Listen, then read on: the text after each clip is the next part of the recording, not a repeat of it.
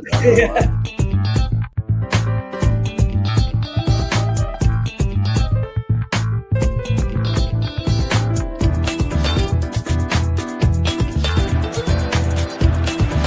Dawson does well. Look at that.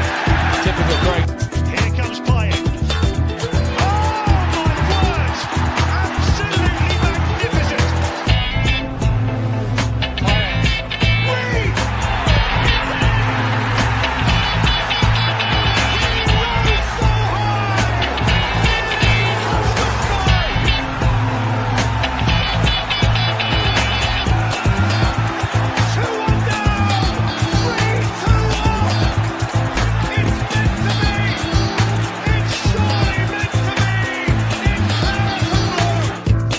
Be a long night. Paquetá, he's played it through. And Bowen's in. It's up for grabs now. He's done it. Good evening, everyone. Welcome to the Sunday Night Takeaway. And as you can see, I've got a couple of people with me already. There will be some others joining as the show goes on. And I just have to apologise because I cut Fuzzy off as we were just talking. Apparently, he has popped up in some shows and kind of said hello to people. But as for me and you, Fuzz, and that, he's kind of distanced himself from us for some particular reason. But we'll hopefully find out what that is. But how are we, Fuzzy, anyway? I'm doing all right. Not sure about my club that's on the operating table. They're trying to perform CPR, but it's not responding. So I guess we chuck it out and start again. On to the next patient, I suppose. I think after tonight's result, no one's really all that bothered about Darren Fletcher. No one really cares about Ollie. No one really cares about Carrick. They all just care about the ownership at the moment. The hierarchy, the Glazers, Surgeon Ratcliffe, a rat bastard. He is. And yeah, it's kind of, there's not really all that much positive to speak about with the club at the moment. You know, about 48 hours ago, you could say, "Oh, I'm looking forward to this Brighton game. See what Fletcher's going to do with it." So it being now, well, it doesn't really matter what Fletcher does with it. You know, even if we get top four, even if, you know, it looks much more decent, you know, it doesn't really matter. So for the grand scheme of things, like you, Tony, with your club, and in various other regards, like you as well with your blue co as such at Chelsea, yeah. Michael. Our ownership just doesn't have a plan. There's no plan. There's no idea. They don't know what they're doing with the interim. They don't know what the plan is with that interim for the summer. I think they made a mistake with the press release and some of the wordings that's been put out there about whoever comes in as the interim, probably going to be Ollie. He's going to have a say in the summer transfer window. Why would he have a say if he's only an interim? Maybe it's because the Ineos want to make him the permanent appointment. So they've already decided, oh, well, Ollie's going to be here till the summer. Jokes he's going to be here for 4 to 5 years. No, he's not. Because you won't be. Ineos, you will not be at this club for 4 to 5 years. Because the club, the fan base, is quite simply had enough. 58 have started up protests again. First one's on February the 1st for Fulham. So once that starts and the situation doesn't change, it's only going one way, guys. Wow. Let me catch up with some of the people in the chat, and I'm going to come to you, Michael, to see how you are as well.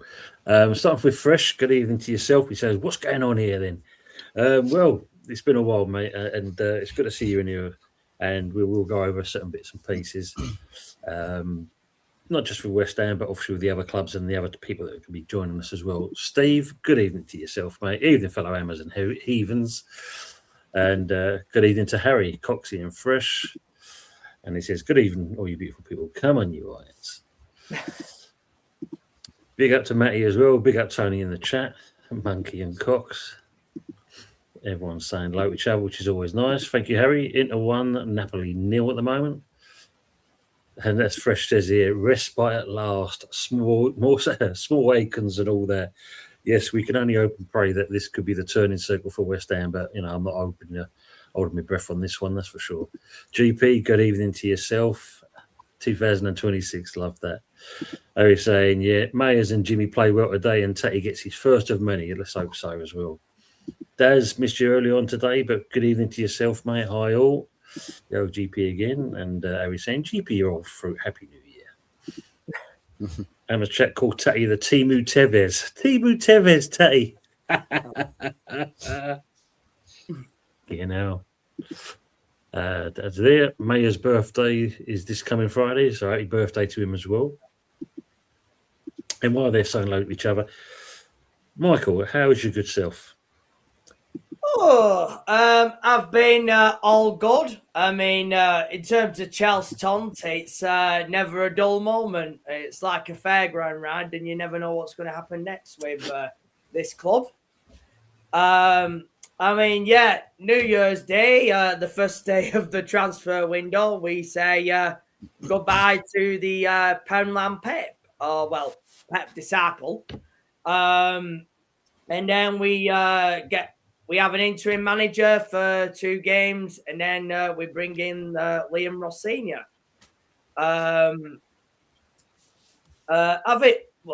In terms of Liam Rossigna, I'm getting to the stage, Tom, you know, when you sign a player, you expect to know everything about them like you do with a manager. But now it's getting to that stage where I'm not knowing anything about them. It's getting to that point. Look, in terms of Liam Rossigna, was he my first choice, second choice? No. I mean, for me, I would have wanted more like a Cesc Fabregas. Obviously, he's doing well with Como in Italy at the moment. Felipe Luis, of course, he's won the Brazilian League. Copa Libertadores with Flamengo as well. And obviously, both of them have played for Chelsea. If they wanted to go down this young route, which this ownership is still determined to do, therefore get one of them guys, get someone who knows the club. But look, Rossigna, look, it's a tough job, and it's Chelsea.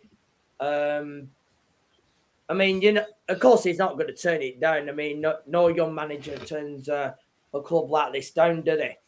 No. But obviously, the thing is, you've got the behind the scenes, and obviously, they're the ones that do all the pieces, don't they? Egbali, the sporting directors, all these guys.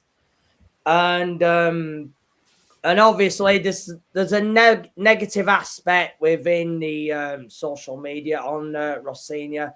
I mean, for me, look, I don't know anything of his management. Only what I know about Strasbourg. For me, I'm going to get behind the manager, but obviously the ownership, I mean, get them lot in the bin for me.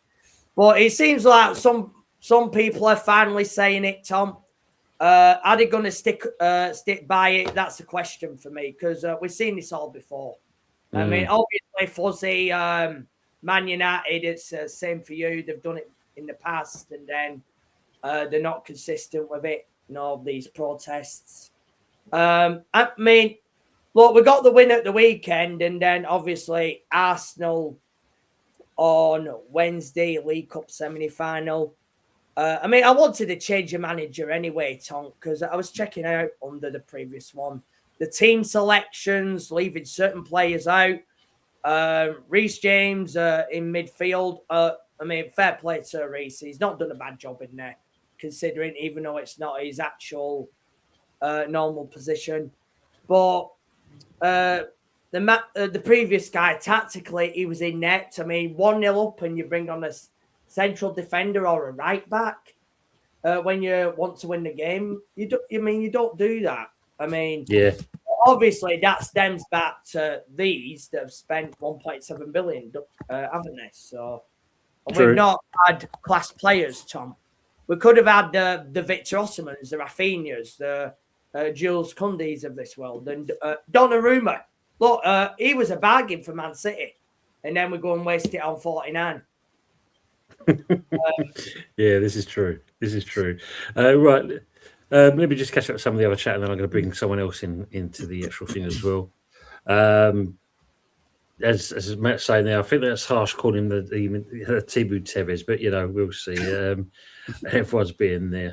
GP saying, yeah, good start of the new year if you've under 21 to win, yeah, because they're doing very well for us. Evening, Michael. Evening, gang of the chat. Harry saying Lille nil, Lyon 1. But let's bring this man in because it's been a while.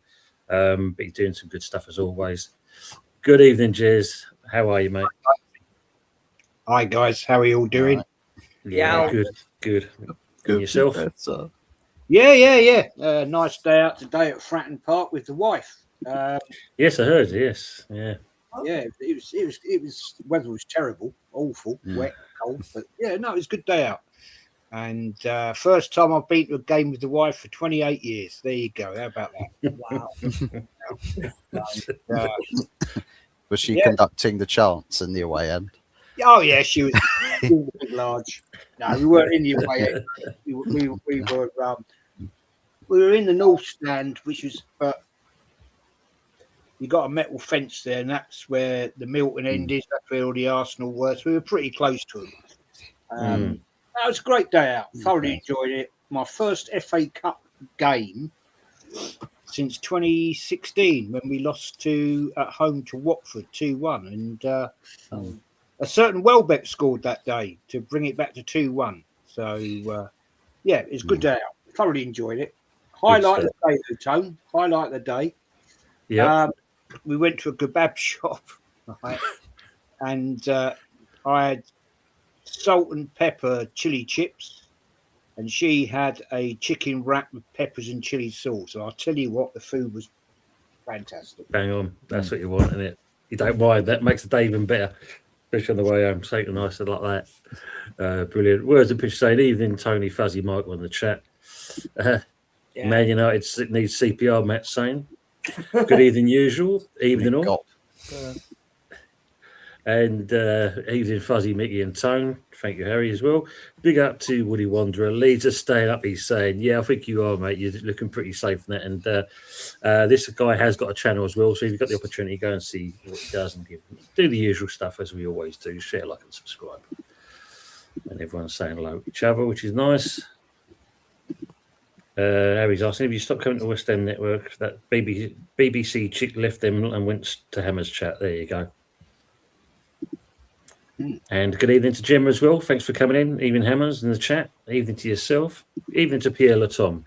We're going to win the cup as long as we only play championship clubs. Yeah, because obviously we did manage to get it over the line this game, but it wasn't great. Not by by a long shot, wasn't great at all. But we didn't go into pens. That was one good thing because I don't think who or what would have been taking penalties at that point. But we're going to cover over our games over the weekend, plus obviously what's gone on in the week. Brendan saying, evening, Tom, Fuzzy, Michael, Chelsea, and all in the chat. Evening saying hello to each other, which is always nice. So, Jez, what did you think of the game today as you went? It was okay. It wasn't. Yeah, I mean, be honest with you. I mean, it was a good result. Let's be honest. Bit of a shock start when Port Pompey went 1-0 up. I thought, oh, here we go. But we soon recovered. Yeah, I mean, let's be honest. I saw a few players today play live that I've never seen play before. I've been to an Arsenal game for over 2 years now, and I have to question Lewis Skelly. I thought he was bloody shocking today. He was getting bullied, overrun. I don't know. He seems to have regressed. When he first came into the team, he looked like, I thought, wow, this kid looks good.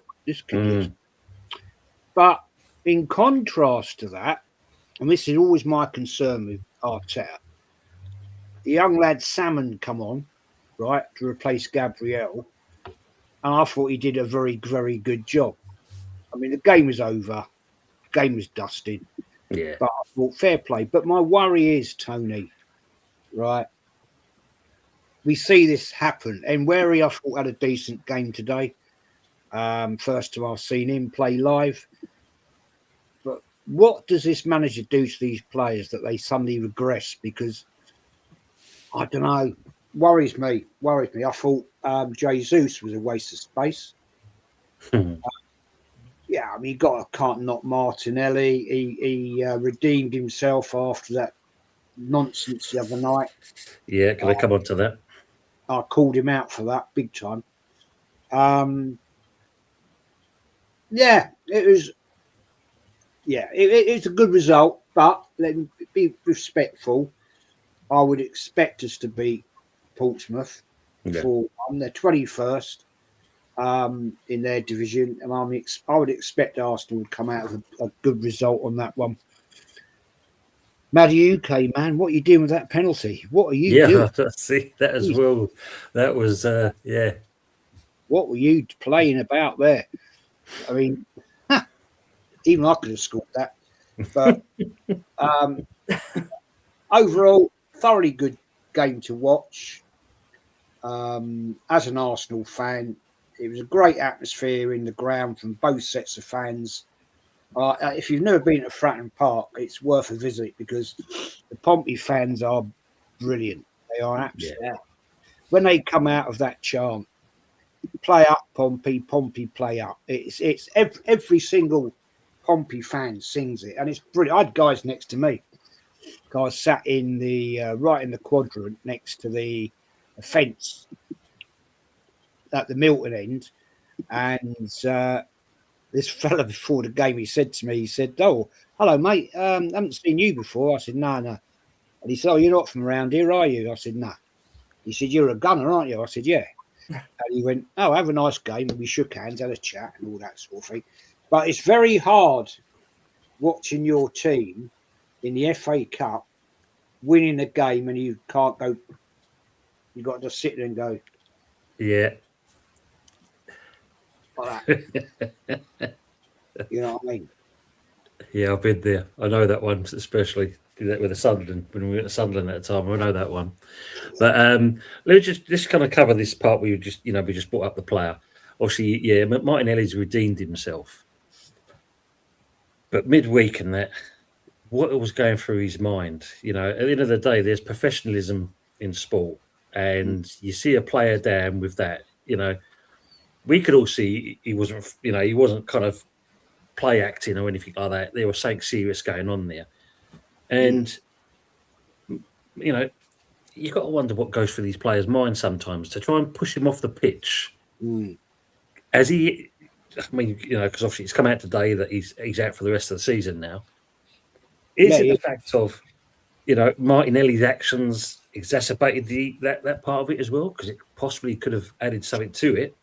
I mean, don't get me wrong, the damage was already done, but the one thing you don't want to be doing is pulling someone around who could have snapped his ACL. It's just, you know, I mean, what did you, let me start off with the other two first, Jez, and I'll come back to you on this one. I mean, Mike, what did you make of the action of Martinelli at that point when he did that? Yeah, there's no need for it, really. I mean, in the game, players do play at. There's no doubt about that. I mean, we see it many times, don't we? But I just don't think there's any need for it. I mean, they had on time anyway, don't they? So I don't know why there was any need for it. But yeah, you can't be doing that for me. So. I don't feel the need for it because, you know, they had on time at the end of the game anyway. I mean, it's like, 8 to 10 minutes these days. Now, isn't it? So. Yeah, of course. I mean, Fuzzy, what did you make of, you know, what did you see it, you know, what he did? Yeah, I did see it. I thought with Connor Bradley, the way he sort of kicked out the ball,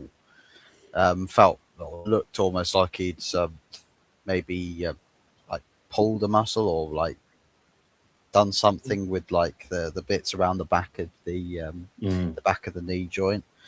Maybe he like strained it because he went down like a sack of potatoes. And I think from Martinelli's perspective, he probably, from where he was, didn't think much of it. So he's not going to be like, it's a really bad injury. That's a season ender.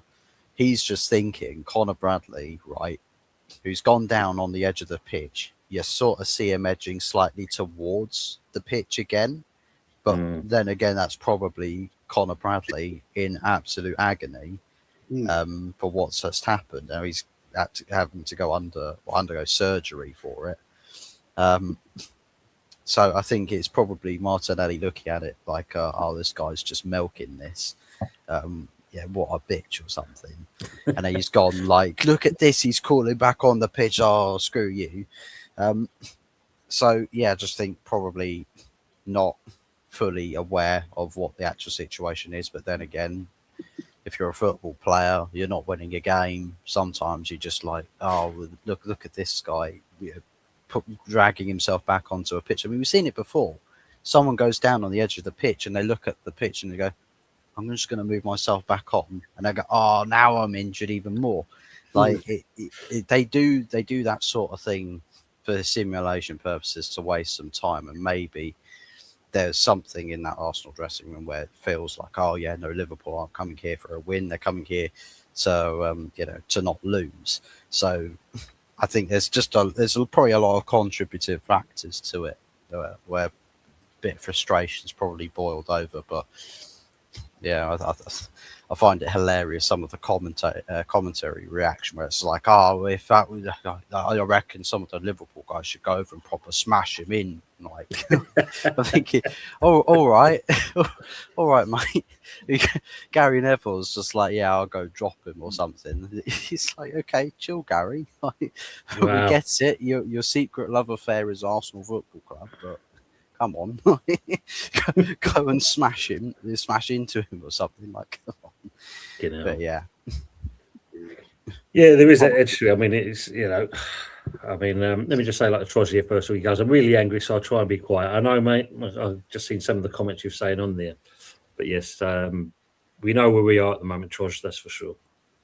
I mean, Jez, what did you, when you see him initially do that, what was your first reaction to it? I will be honest, I was annoyed. I thought it was totally unprofessional. I could see that Bradley had gone down, he'd done something naughty. He just fall to the floor like that. No. Without realising something's bad has happened to yourself. Right? And as a fellow professional, Martinelli should have recognised that. I think he was just very frustrated. I don't fall for the one that he was trying to get back on the pitch. I don't fall for that. I think the man was in that much pain that he didn't know what he was doing, to be honest. Yeah, I agree on that. I don't like it. I called Martinelli out for it. And to me, you do not do that to a fellow professional footballer. You don't do that in any sport.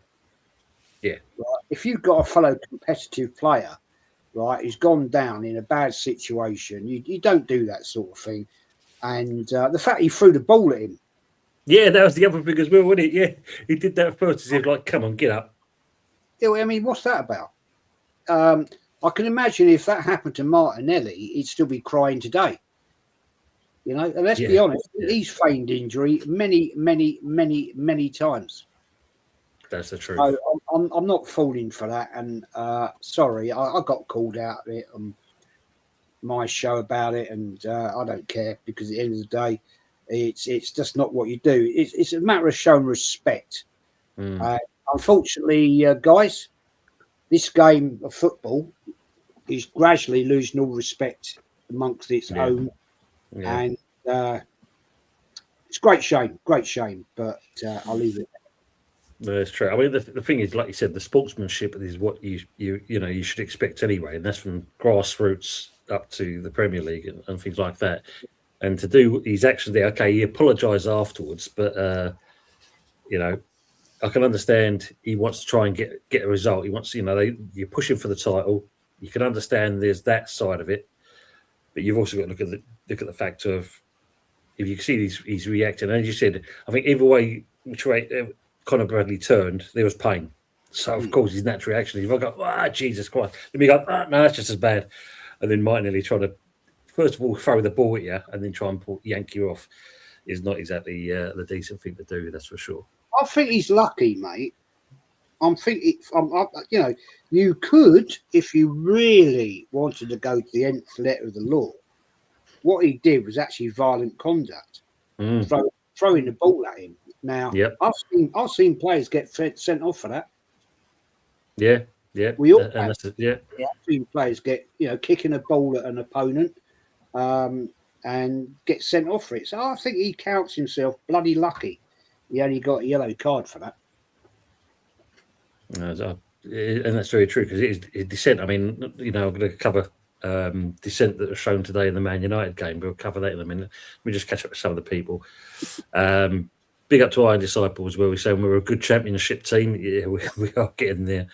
We'll maybe doing that next year. And good evening to Jeff at the Boning Lounge. Evening, Hammers. Even to yourself, Jeff. You and the Coco streams are doing very well at the moment, so it's good to see you doing on them. I hope everything's well. As Troy was saying, the other 21s is the only thing that we're kind of gradually good to see, as Michael Chelsea pointed out earlier. The ladies got spanked 5-0 today, so keeping up the good tradition of the first team. So that's always good to see there. But Fuzzy, young Lacey for you guys. Less than a minute to go. And this referee doesn't use a bit of common sense. It's a young lad, frustrated. He's already kind of made one mistake. He does a challenge there, which was a little bit 50-50 kind of thing. And the referee does no more because he kind of loses patience and throws the ball on the ground and it bounces up. He gets himself in the book, second yellow, and he's off. What did you make of that? Referees will see you next Tuesday for starters. So we'll start with that. I think that put that in a box and that's your subject there. Mm-hmm. But for Shea Lacey, right, I think regardless of whether it's like, player just shouldn't have really been sent off by the referee in that case. So I think the first challenge he makes is already onto a booking. It's like, if it's not a bad challenge, like, you don't need to go like, oh no, you're yellow carded now. Don't want to see anything else from you. And then a little bit later, slight challenge. Oh no, there's a foul. And someone shows their frustrations. Obviously, in the game, in the modern game, you show frustrations. I mean, the amount of times people throw the ball down, throw the ball here, there, kick the ball away. Referees will sometimes give yellow cards, sometimes they won't. But the fact is that sometimes in football, I don't know whether people feel the same about this, for someone who's making his second ever appearance for the first team of Manchester United in an FA Cup game for a losing team, and you're just like, yeah, no, he's got to go off. I'd give him a little bit of the benefit of the doubt. Like, we used to talk about younger players needing a little bit more protection from officials by how brutal sometimes players on the pitch can be against them, and how brutal the scenarios can be for some of these younger players. So give them a little bit more leeway. I think he's going to have to take it as a somewhat of a learning curve, to sort of keep emotions in check, even if you feel like it's just not fair. I mean, you take the game against Arsenal in last season's FA Cup, where the referee was just giving absolutely everything on planet Earth against Man United. You go down to 10 men, could have gone down to 9 men. You got to keep your emotions in check. And I think with Shea Lacey, he's just going to have to sort of get to grips with it, that sometimes football's not going to be your friend. Sometimes it's just not going to be fair on you. Leave how everyone else feels about referees and officials and whatnot so after the game. But for you as a younger player, I mean, it's not really going to matter all too much in the long run as of right now. I mean, he's missing one game, which is the Manchester Derby in domestic competitions. Mm-hmm. But we've got Mbeumo and Ahmad's back from AFCON now, so they'll probably be taking those spots on the team anyways. But it's a shame that it's sort of, he's riding a bit of a high off the back of, coming on coming into the fray against Burnley, and had an opportunity against Brighton, because he did come on, did show a lot of energy, a lot of life, and he is a bright prospect for the club. He just needs keep a little bit on the low down, not to give officials any reason to throw the book at you, throw their cards at you, or whatnot. And yeah, I think it's just onwards to the next for Shea Lacey. It's just a shame that we can't get to see any of him against Man City or Arsenal. Not that I really want to see us play either of those two teams at the moment. With the way the situation is at the club, and it just feels like it is deteriorating relatively fast. It's very true. If anything, if we lose badly to either or both of those teams, it's going to go very toxic very quickly. And we've already got a protest scheduled for Fulham, which is the next game after Arsenal. And imagine just how much bigger that is if we lose, say, 5-0 to City and then 3-0 to Arsenal. Everyone's going to be out for blood, basically. So, yeah. Brilliant. Well, we're going to keep that see you next Tuesday thing in the comments in a minute, but I'm going to bring these two people in as well. So, first of all, we haven't seen them for a while. And they say, good old friend, Uncle Rods. How's it going, guys? Yeah, good, not too bad at all. And for his first time in, let's bring your partner in crime in as well. And he's good. He's managed to get rid of the kids by the looks of it as well. Good evening to the Godfather. How are we doing? We're all good. We're all good. My G. We was just talking earlier. You just missed it. Your timing was just slightly off. We were talking about obviously the Conor Bradley situation and obviously him being out the rest of the season. Of course, we've all had their input. So, from a Liverpool point of view, how did you see the incident between Martinelli and his actions? I agree with Jez. Do you know what I mean? I agree with Jez. There's a certain professionalism that you show. Do you know what I mean? Even if you thought that he was faking, it's not your sort of like, it's not your place to like, one, throw sort of like throw the ball at him, two, put your knee in his back, and three, push him off. Because when he did actually push him, like Conor winced again. So for all we know, I'm not saying it is right, but for all we know, what could have happened? He could have made the injury worse. Do you know what I mean? Than what it was. Do you know what I mean?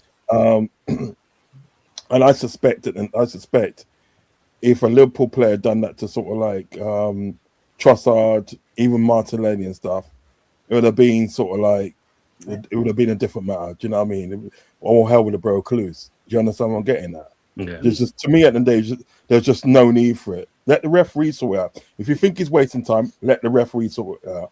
Because that's what the referee is there for. Do you understand what I'm saying? You're not the referee. You're just a player. I understand the fact of the day that sort of like some players that they do waste time and such forth. Well, let the referee sort it out.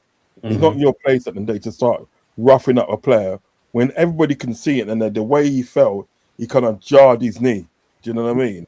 You understand what I'm saying? So everybody can see that he was actually in agony. He wasn't faking it. It was just like the frustration of the player at the day that he wanted to win the game. Do you know what I mean? That he went on that, but there's no need for it. Literally, just no need for it. Now the fella's out for the rest of the season now. Yeah.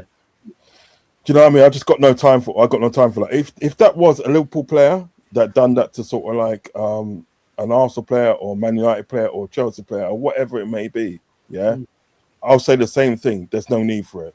You're a scumbag. I would say the same thing. Do you know what I mean? Even if it's my player. Do you know what I'm saying? That's how I feel about it. Do you know what I mean? Let the referee sort it out, man. That's what the referee's getting paid for. You're not getting paid to referee the game. Do you know what I mean? What I don't like as well, do you know that sometimes like when somebody's coming off the pitch, like when they're getting substituted and they're walking and stuff, you get some player from the opposing team coming up and trying to push him off the pitch, push him off the field. You know what I mean? I think allow that in it. There's no need for that. Do you know what I'm saying? But yeah, it's not right. You got to show some professionalism. That uncle though, sorry, Jess, I'm just going to say on that because I just want to follow quickly add into that, and you can come in. It was when you think about it, the rule is if you're being substituted, no matter where you are on the pitch, you exit from the nearest point. Yeah. But the Yeah, I fact get that you, they're I walking get you. across the pitch. Yeah. So when you Yeah. look at it like that, the referees are not, they're allowing this to happen. So really, in certain respects, they could book the player just for that alone. You know what I'm saying? Yeah, I mean that's Sorry, what I'm trying to say. That's what I'm trying to say. Let the referee sort it out. If the referee don't do nothing, well, they don't do nothing. But let the referee. It's not your place at the end of the day to do that, because you know what? You can risk yourself getting a yellow card. Now, if you're on yellow card already, that's another yellow card. Yeah, You know what I mean? That's a one match ban. So I just think at the end of the day, it's unnecessary. Don't put yourself in an unnecessary situations. And I will say that if it's my team. Do you know what I mean? I'm not going to be biased here. I can't do that. I can't be biased. Just before Jess comes in, there is some questions being asked. I've just penned them at the moment, so we'll come back onto those and that. But sorry, Jess, you was going to say. But no, I think we need to look at this in the fact of. I hope he gets Arsenal Football Club discipline him for that. Because, come on, guys, it's always been this talk, isn't it? Arsenal are the classy club. I don't see anything classy about doing that to a fellow professional footballer.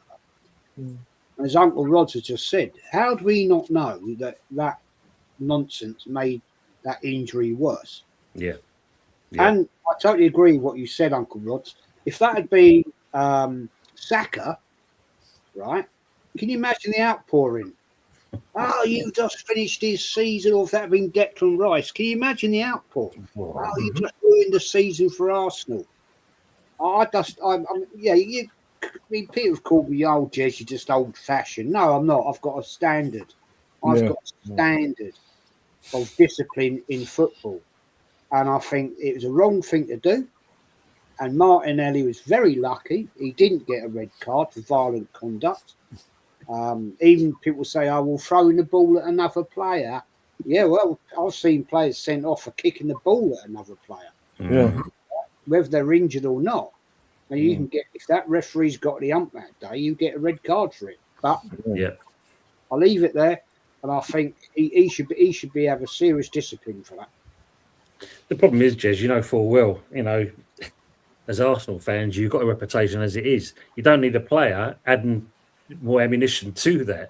This is why Arsenal, in certain respects, are hated, because of things like that. It don't help the situation, especially when you're pushing on.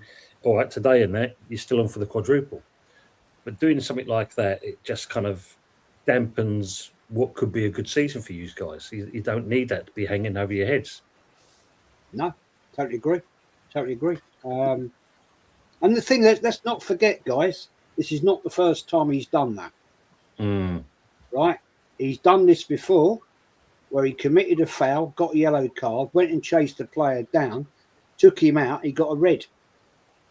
Second, I remember that. Within 40 seconds.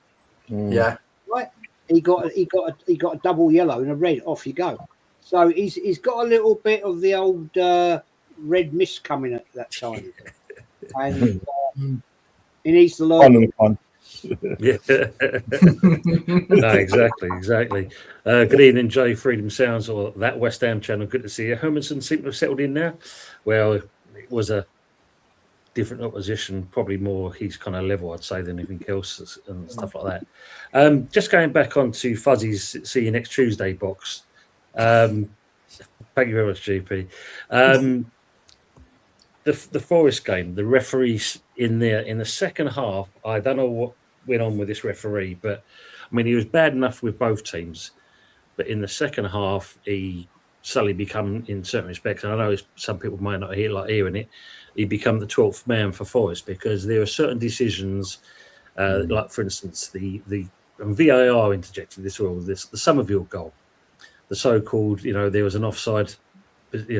Player was in an offside position. He was in the play, but he's out on the left. Okay, that got chalked off that goal. But then there was the one where Pablo came on, the new signing. He got fouled. The referee allowed advantage to play on. Somerville then gets fouled on the edge of the 18-yard box, and the referee does no more, but waves the play on as if to say that he simulated a dive. Now you know the rule here, Jez. If Pablo got fouled in the first place, where's the advantage being played? because at There is that someone. point, Well, exactly, you know, he should have blown the whistle there, and it should have been a free kick. unfortunately, I didn't see the game, so I don't know if I should comment on it because I don't want to comment on something I haven't seen. But if what you're telling me is correct, then I have to agree with what you're telling me, Tone. Mm. You know, it's stupidity. But we've talked about this, Tony, at length before, have we not? Yeah, The referees, to me, nowadays are scared of making the big decision because they want a big gig, they want to do all this and all that and improve their career. I understand, but come on, you know, the one thing I would say today, if I may just say this, the referee I saw at Pompey today at the game was bang on, I would say, on 95% of his decisions. He took command, and the linos, for once in a game of football, he actually involved the linos. wow. He actually was looking, and he was given the offside straight away, rather than let the game play on. Which when you got VAR, they let the game play on, don't they? And it's all bullshit. Yeah. Offside, right? And that's how football should be played. And there we are. No, exactly, because near the end, obviously, Forest wins the game because I think it was a free kick we give away. The ball gets delivered in, and the one thing they've awarded the penalty because they're saying that Areola punched Gibbs White. But if you've seen the replay, you can see that Areola's watching the ball. Gibbs White's here to his side, and his arms come out, and he's caught Morgan's Gibbs White. But they're more concentrating on that. But if you looked at it from other camera angles, you see that Milenkovic pushes Mavropanos in the back, which sends him away from the ball at that point. But there's no focus on that. It's all to do with Areola and this thing. But it was clear and obvious that you can see that Areola's not looking at Gibbs White. He's clearly looking at the ball. But yet again, and as you know, most of you don't know this because you've never been down that position. But when you're down the bottom, nothing goes your way. And when you look at a situation like that, that was definitely the case. But I think we can all agree with some of the new referees that have come into the Premier League. They are not the standard of caliber that we should have. And not being funny, the PGMO need to kind of look at themselves and actually rip up the book and start all over again because they're atrocious, absolutely atrocious as an organisation. You know, this is the referees How we've can we got in call there. ourselves the best league in the world if we've got the most incompetent refs? Absolutely, Copfather, yeah. Definitely agree on that. And that's the sad part about it. How can we, and we're proud to say it. That's the worst part about it. We're the best league in the world. Are we? Are we really? Are they that incompetent because they want the league to be more competitive, or are they that incompetent in reality? Well, I think it's a reality. Well, yeah, exactly. Because not being funny, you've seen it. How many times you wait a day or so afterwards, then you get Howard Webb with the old tail between his legs. We mucked up. We made a mistake. Well, what's the point? You can't do anything about it at that point. What's the point? And that's the thing. What, are you going to replay the game for us? Yeah, I can't see that happening. But that's what I'm saying. Sorry to cut across you. If they've come out and said that, you made a mistake, hold hands up, well, make it right then. Yeah, there's no point in saying make it right. Do you know what I mean? The thing is, there, Uncle, and the rest of you, and obviously in the chat as well, is that that makes a difference if actually you winning the championship and being relegated. Decisions like that. Exactly. You know, 100%. 100% agree. 100% agree. How'd you get these star comments going on there? This has all changed on the thing now. How'd you get to the star comments on this new setup? Is it too technical for you, pal? It is, mate. Yeah, they removed that bit you normally would see. It seems to have disappeared for me. What the hell? You should go, there you go. I found it there. Mate. I found You've got your thinking cap on now, pal, have you? Idiot. No, I've got my glasses to actually see with now for a change. That's the thing. This one's to Jez. Hand on your heart. Do you think you will win the league? sitting here right now, 6 points clear. Could have been 8 points clear. We've been here before. We've been here all before. I'm not going to gas this up at all, right? Because we know what this team, or this manager can do. He likes to tweak things, and it all goes rat shit. So right now, to answer your question, Matt, I'm going to have to sit here and say to you, come and ask me on May the 16th. Good answer. Good answer. That's what I said when like last season, when we like people was asking me, are we going to win the league? I said, listen, if we're at top March and April, yes, but I can't give you an answer now. You know what I mean? That's the best you can do it. You know what I mean? You would think at the day that with the football that Arsenal's been playing this season, because let's face it, they have been playing some good football and getting some good results. Do you understand what I'm saying? Yeah. You know, and like I said to this Arsenal fan, one of the things that's going to enable you to win the league is consistency. You have to be consistent. I'm talking about consistent in getting 3 points. You have to be. You cannot be like getting draws, because that's what hurts you. Do you know what I mean? That's what hurts you. The thing is, I totally endorse what you're telling me.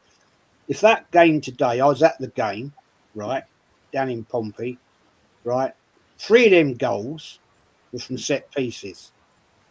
If we hadn't have scored them 3 goals from set pieces, corners, right, yeah, it would have gone to 1-1.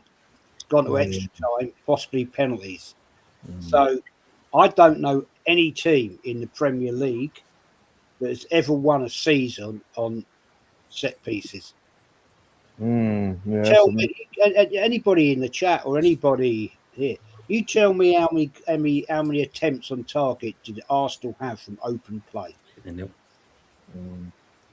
I think I counted 3. I think I counted 3 when Martinelli hit the post. It was a very difficult opportunity, and that was right in front of me, by the way. And it was a very, very tough. I mean, yard and a half. He hit the post. Very difficult opportunity, but I don't know what we're doing at times. I'm thinking, well, we just great scoring corners. Let's be honest, Portsmouth was shit at defending today. They were terrible. You know what I mean? But it's the bigger boys. As the season goes on, I think it's unsustainable, personally. Does it look like you've lost momentum there, Jez? Sorry? Does it look like you've lost momentum? Yeah, I agree with you. Yeah. I you know, I mean, what I saw today was 2 very poor supposed strikers. In Jesus did great crossfield ball to Martinelli to score that goal. Great. But Havertz. How he played? Did nothing. Did absolutely nothing. Slowed the game down. When him and Odegaard come on, the whole game for Arsenal slowed down. Business as usual, Jez. Well, have no fear, Jez. Sorry, You've they're got just United not in 2 good games. enough. They're not good enough. I mean, Havertz, I thought, as soon as I saw him warming up, I thought, here we go. Here we go again. And it's the same dross that I've seen for 2 seasons now. And there was Arsenal. What I couldn't believe, guys, right? I was literally 6 seats from the metal fence, and then there's the Milton end where all the Arsenal fans were. And people were giving it the big large about Havertz coming on. I'm thinking, what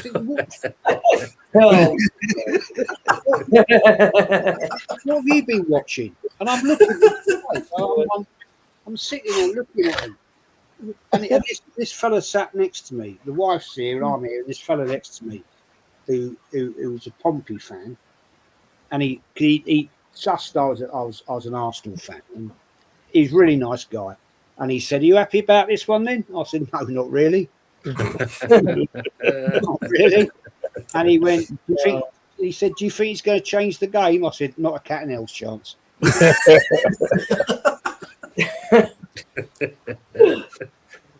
Speak your mind, why don't you? Yeah, I mean, I think this is the best comment of the night because obviously this is something we haven't seen for a while. But as Jay's saying here, loved watching a game without VAR, no interference whatsoever. Yes. I do enjoy those games. So today, I made that statement earlier. The fact the referee and the linos were allowed to play their job. Right, the referee wasn't worried about having to go and watch the VAR monitor. He was communicating with his two linos, right? And the lady lino, I thought, had an exceptionally good game. Very good. I always tend to watch the officials because being an ex-ref myself, it's a bit like, are you doing your diagonal properly? Are you running that line right? Yeah, sometimes if the game is boring, I actually watch the officials more. I watch the players. I won't lie. I thought they commanded the game very well today. That's what you want. I mean, what you just said there, that kind of sums up watching West Ham, mate. If the game's piss poor, we just talk about any other old stuff. What's the point of watching a game that's? I mean, today was bad enough, but say we've got it over the line at least. Yeah. There's another question here. Where is it now? This is actually for you here, Michael. Matt's asking, do you think Chelsea is out of the title race? I don't think we were ever really in it, Tom, to be honest. Look, all we've got now is the FA Cup, obviously Carabao Cup against Arsenal during the week, and the Champions League. We've only got the cups now. But I never thought we were in it, mate. We don't. I mean, we've got two strikers and they're barely scoring goals anyway in Pedro and Dilap at this time. Yeah. No, because I think there's another one for you as well. He's added on. Where is it now? This is Leslie asking you the same thing. Do you think you will finish in the top four? The fact that we have a new manager, will we get that new bounce? Maybe we'll get that. Obviously, all our top players have to be fit, like Reece and Cole Palmer and all them, of course. But I'm more optimistic about the team now. But if we'd have kept, the Poundland Pepper, then I would have said no. But maybe we will. It depends how the others will do around us, won't it? Yeah, it's very true. That's very true. I agree on that one. I'm just laughing at what Brendan's put here. As well, by the way. Yeah. I mean, you could be fourth 1 minute, and then you could be 11th for like 2 or 3 games later. So you never know where it's gonna go. No, that's true. This is what Nuno's doing with us, mate. One minute it gives you hope when we went 14th at one point, and it's like great and that, and then he went all defensive, and then we were back down to being 17th, then 18th. So yeah, I know that feeling very well, mate.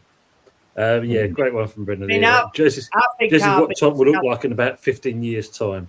Thank you very much, Brendan. And that's yeah. I mean, I think our biggest challenges are going to be Liverpool. Man United. They're in a bit. If you need points, confidence boosters, or a break from bad form, just pray that you play Man United. We'll fix your season. Don't worry. Just as well, you come to the bridge later on in the season, Fuzzy. Yeah, we go Emirates as well in 2 games. So yeah. Trust me. When the final whistle goes against Man United at the Emirates, I'm telling you now, everyone's going to be feeling like they're going to win the league. Yeah. It'll be that. And this is the same Man United team that beat Liverpool, who were just terrible to this ball fraud. This is true. Question for you two, for Copfather and Uncle Rods and that. Yep. How many excuses is Slot going to use before he runs out of them? Oh, we're tired. We're tired of him. We go through the press conference, and I'm just like, what is this guy talking about? He said 20 yards is not a real challenge, knowing that one of our best players was Steven Gerrard, used to hit it from 30. And then he was saying that the game against Arsenal, they didn't have a single chance. I'm like, what game are you watching? And then he started to complain that we had a lot of possession. And the game before we had a lot of possession. I went, yes, but that was against Fulham. Leeds game, innit? And that was Leeds game. against Arsenal. Yeah. There's a Listen, difference. If you're going to dominate an Arsenal team with possession, that's good. But if you're going to dominate a Fulham team with possession, that's expected. So it's not the same. listen. Yeah, I mean, make it yourself, Uncle. You know, because it just seems to be every kind of thing that doesn't go right for you, and that. And even when you play fairly well, you wait for that 90 minutes and you think to yourself, "Oh Lord, what is this man going to come out with next?" You know, 'cause that's how I see it. You know what I mean? It's like Jesus, man. I don't watch. You know what? I made it sort of like a thing not to watch his press conference anymore. I don't watch it. I just don't watch it. Do you know what I mean?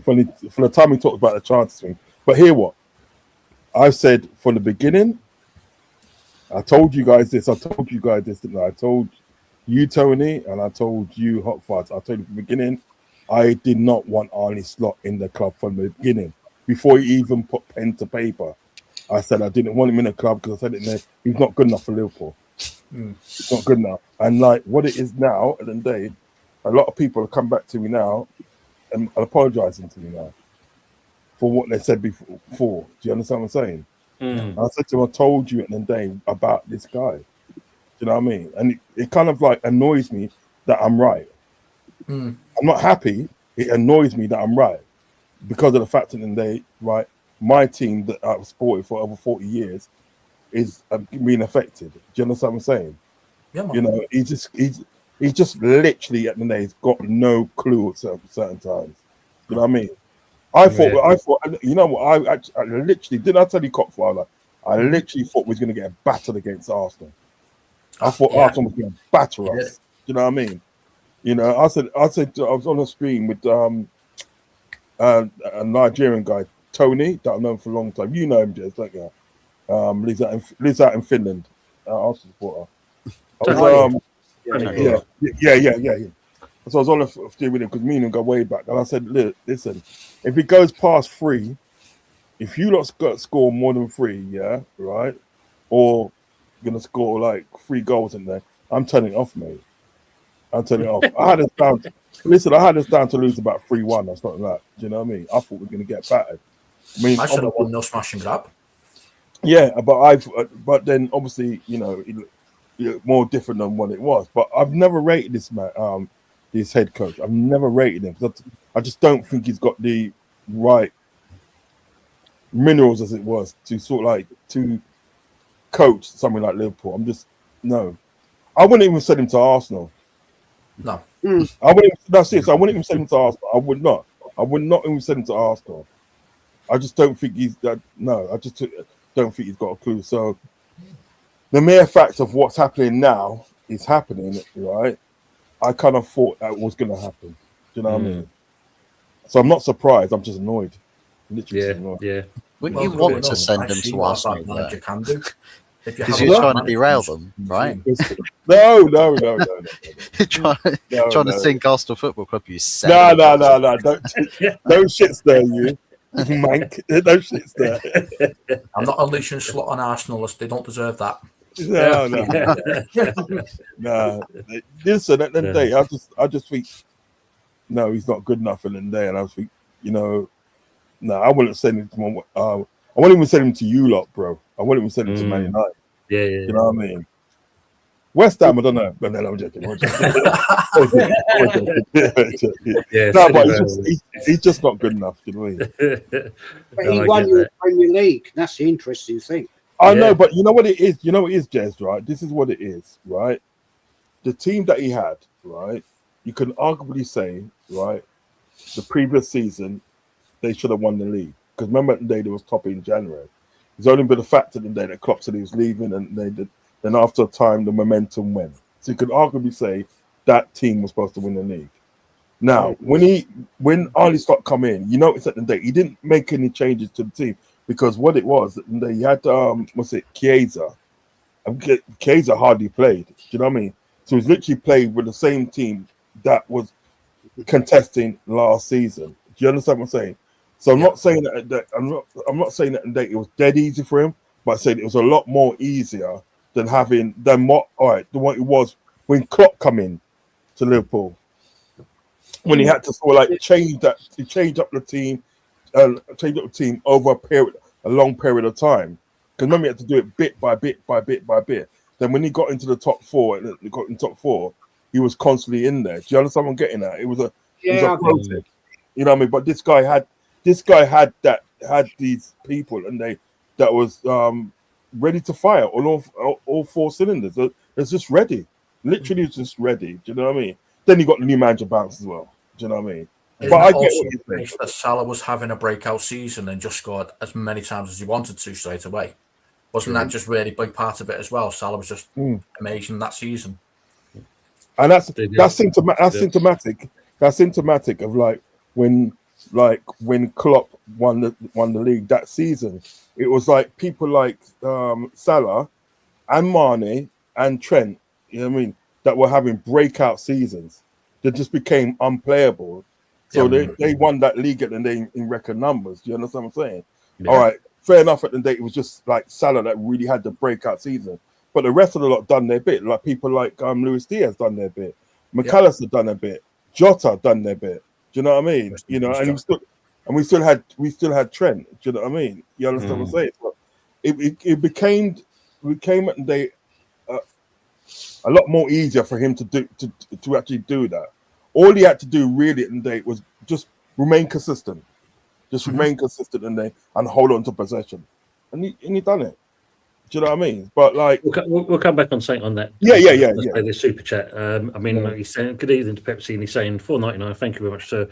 Arsenal currently advertising for a position at the club for a motivational speaker. Apparently, Jez, you're the leading candidate for it. Oh, mate, there's absolutely no way they'd employ me. I'd have all the players be crying within 5 minutes, mate. Simple as that. You know what I'm saying? The thing is, Uncle Rod, is what the one thing I always admire about Liverpool as a club and the fan base, right? It's an amazing ground to go to, and I've been privileged to go there many, many, many times in my lifetime. But the fans never give up. And one thing I'll say for the Liverpool fan base, they'll never accept failure. No, because you guys have got one of the most amazing histories in English football, a bit like Man United. You know, I mean, I won't lie to you. I fucking hate Man United and I hate Liverpool. You've done speak your mind. Well, you've done us over way too many times. You know what I'm saying? And it's not the fans I hate; it's the club. Yeah. Right? And I know many Liverpool fans, and they're top fellas. And as you gentlemen are here tonight, but the fact remains, you guys do never accept failure. You always want the next best thing. And my comparison is to this: the modern Arsenal fan base will accept. Oh well, we gave it a go. We competed. Oh, we'll go again next year. And I do not know where this fan base has come from. Because when I used to go to games at the Emirates and Highbury, I never saw this shit. No. Right? Yeah. I don't know where these little melts have come from. Well, I can tell you, Jez. I can tell you exactly where they've come from, because we're starting to see the same thing in our fan base. It's the 20-year fans compared to the 30 and the 40-year fans. That's where it's coming from. Yeah. Because the 20-year fans are all used to the Klopps and winning, whereas the 30-year fans are used to the heartbreak, and the 40-year fans of the Liverpool fan base is used to success. So when you put all that into comparison, Rod's expectations on the team is higher than mine, and my expectation on the team is higher than the 20-year. That's where it comes from. Yeah, good point, mate. Very good point. Very good. Yeah. Because I used to, I tell you what, I'm not gonna lie, you know, I used to love watching Arsenal when they had people like Perez, Bergkamp, Lundberg, you know what I mean, and then man, they Henri, do you know what I mean? You used to see some really good football. I remember one time we went down when Liverpool went to play Arsenal. I think that might have been in the Invincible season. I think, I'm not too sure. Don't quote me now. But anyway, we was like 2-0 up. We ended up losing the game 4-2. You know what I mean? It's like that Henri put on a masterclass. He sent Hippier and Honcho to the shops about 5 times. Sent them to the shop 5 times. You just Duppy players and all that. So I used to love watching sort of like Arsenal back in them times there. And I realized that back in them times there, Arsenal standards were high. Yeah. They didn't come to games that they need to sort of like draw or like lose or, you know, well, or we get you next time. They came to win. Yeah. Do you know what I mean? And they will smash it up. One game against Man United when Henri took that, it was brilliant. It was a moment of brilliance. He trapped the ball with one foot. He skipped it onto his right foot and volleyed it the back of the net. All in one move. You know. I was just sitting there with, what the fuck has just happened? I couldn't believe it the way he done it. Even when he done that thing on Codicini. Remember when he done that thing on Codicini? When he done the 360 on Codicini and just tapped it into an empty net. Those were the standards that Arsenal had. So when I hear certain, I'm not going to mention their names, you know what I mean? But when I hear certain Arsenal fans at the name willing to sort of like accept mediocrity, I think so. Nah, that's not what Arsenal's all about. Arsenal's not all about that. Sorry, No. They're not about that. Do you know what I mean? And you know the ones I'm talking about, Jez. You know the ones I'm talking about. I know, mate. I know them. I mean, Arsenal used to get annoyed when they were finishing third because it only gave them Champions League football. They used to get annoyed at their manager. They had standards back then.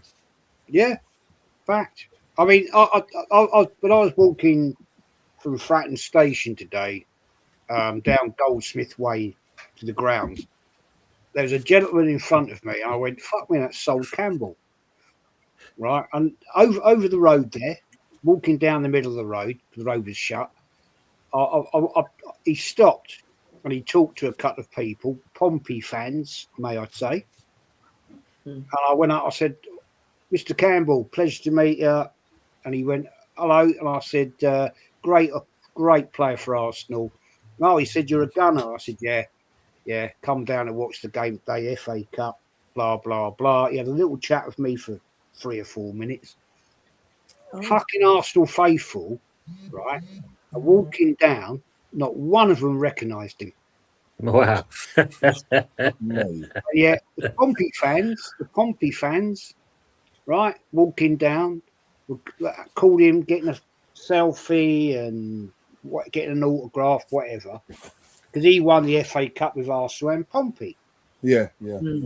So I thought, so when we were walking towards the ground, we were right up, coming up to where he's going to go. He's going to go up Frogmore Road, which is the main entrance, and then you've got the VIP where he's going to go, obviously. Right, I'm walking past the Milton end, right, which is the away end, and I'm looking at these fans thinking, that's fucking Sol Campbell. Yeah. He's an invincible, and you don't recognise the man.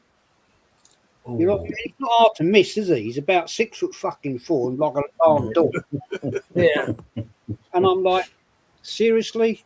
And even my wife, who's not a football fan in any shape or form, she said to me, "Oh, it's Sol Campbell, isn't it?" And I said, "Yeah." And she went, "Oh, yeah, it is, isn't it?" And I said, "Yeah." And she went, "Oh, right." And anyway, we went off to our seats and everything. And I thought, how can you be an Arsenal fan, right?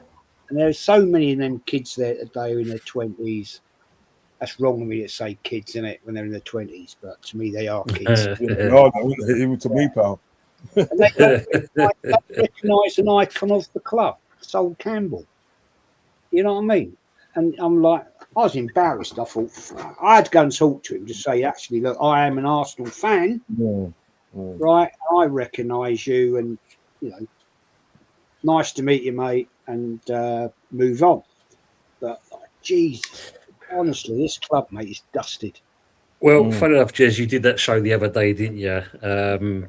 When you got some particular person, ego, Saka, your most capped player for Arsenal. It's like, where do you actually come from when you kind of say these things and you blurt and you put it out live on the air, and you have no idea about your own players?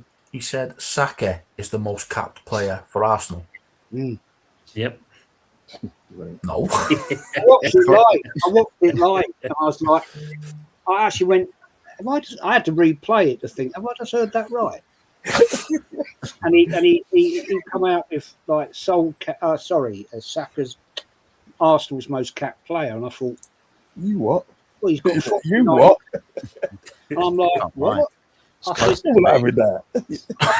I can imagine Jesse though. I can imagine Jesse because I'm not having that. I'm not having that. You go, come here. There's 3 players above him, right? You got Kenny Sampson, our goalkeeper Seaman, and Tony Adams. Yeah. I was going to say Mr. Arsenal's probably up there as well, Tony Adams. Yeah. I'm like, what the fuck? So I had to do a show of it and call him out. I was like, I'm not having this bit because. Well, this is what I'm talking about. This is what I'm talking about. You got. I didn't want to call the names and everything that, but you got people like that, like Egal, and you got another one called Christian and they that seem to be like They seem to be like round the campfire singing Kumbaya, smoking a peach pipe. You know what I mean? You know what I'm saying? You know what I mean? It's just one of them. It's just like he go come out with something like.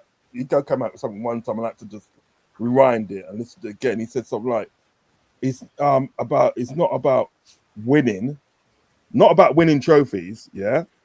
It's about competing or something like competing. Yeah. He goes like basically he's talking about like teams don't like bother about sort of like winning trophies. You know what I mean? In Arsenal, sort of like going to Arsenal. They just sort of like it's just about competing. And I think, what are you talking about? What are you talking about? You think at the end of the day, a person at the end of the day, a professional footballer, gets on a pitch in the end of the day, right, for his club, and don't think about and don't want to win the league or win the FA Cup or win the sort of like League Cup or win the Champions League if they're lucky to be in there. You think they don't want to do that? They just want to make up the numbers. Nah, that's wild, bro. That's wild. I saw the chop. I hate saying this, supposed top gooners today outside the Milton End. You know, AFTV was there and all that and all this. And the whole crowd round, you know, doing their after-match chats. I thought, what a bunch of whatever.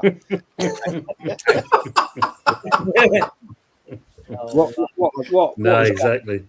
What is going on here? That's what makes it embarrassing when you're a fan. You see that stuff going on, kind of thing. It seems to be the question of the night, though, between Copfather and Michael. Are you both living in the same house? Because obviously, like people are asking, are you two lovers as well? They're asking that question. I think one's from Manchester, I believe. Isn't Michael from Manchester? You're from Manchester, isn't it, Michael? Yeah. And he's from my friend from Widnes. They shot with the same decorator by the looks of it, kind of thing.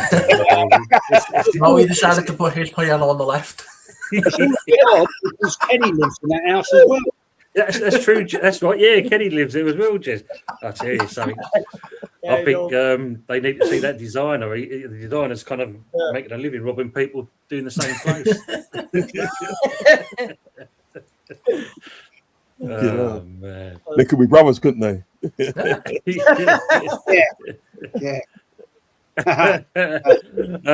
got a hat on. As always, love Lawrence, because as you know, Michael is got fondness for you, and he says, Tony, I think you have two panelists in the same mess. Maybe Michael broke in. So I just broke in as well. Michael taps that you off tomorrow. Sit down, take your words off.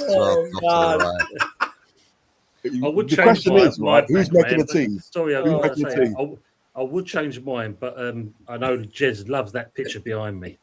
No. Uh, Talked Oh, about so- last night. Talked about that last night on Shano's show.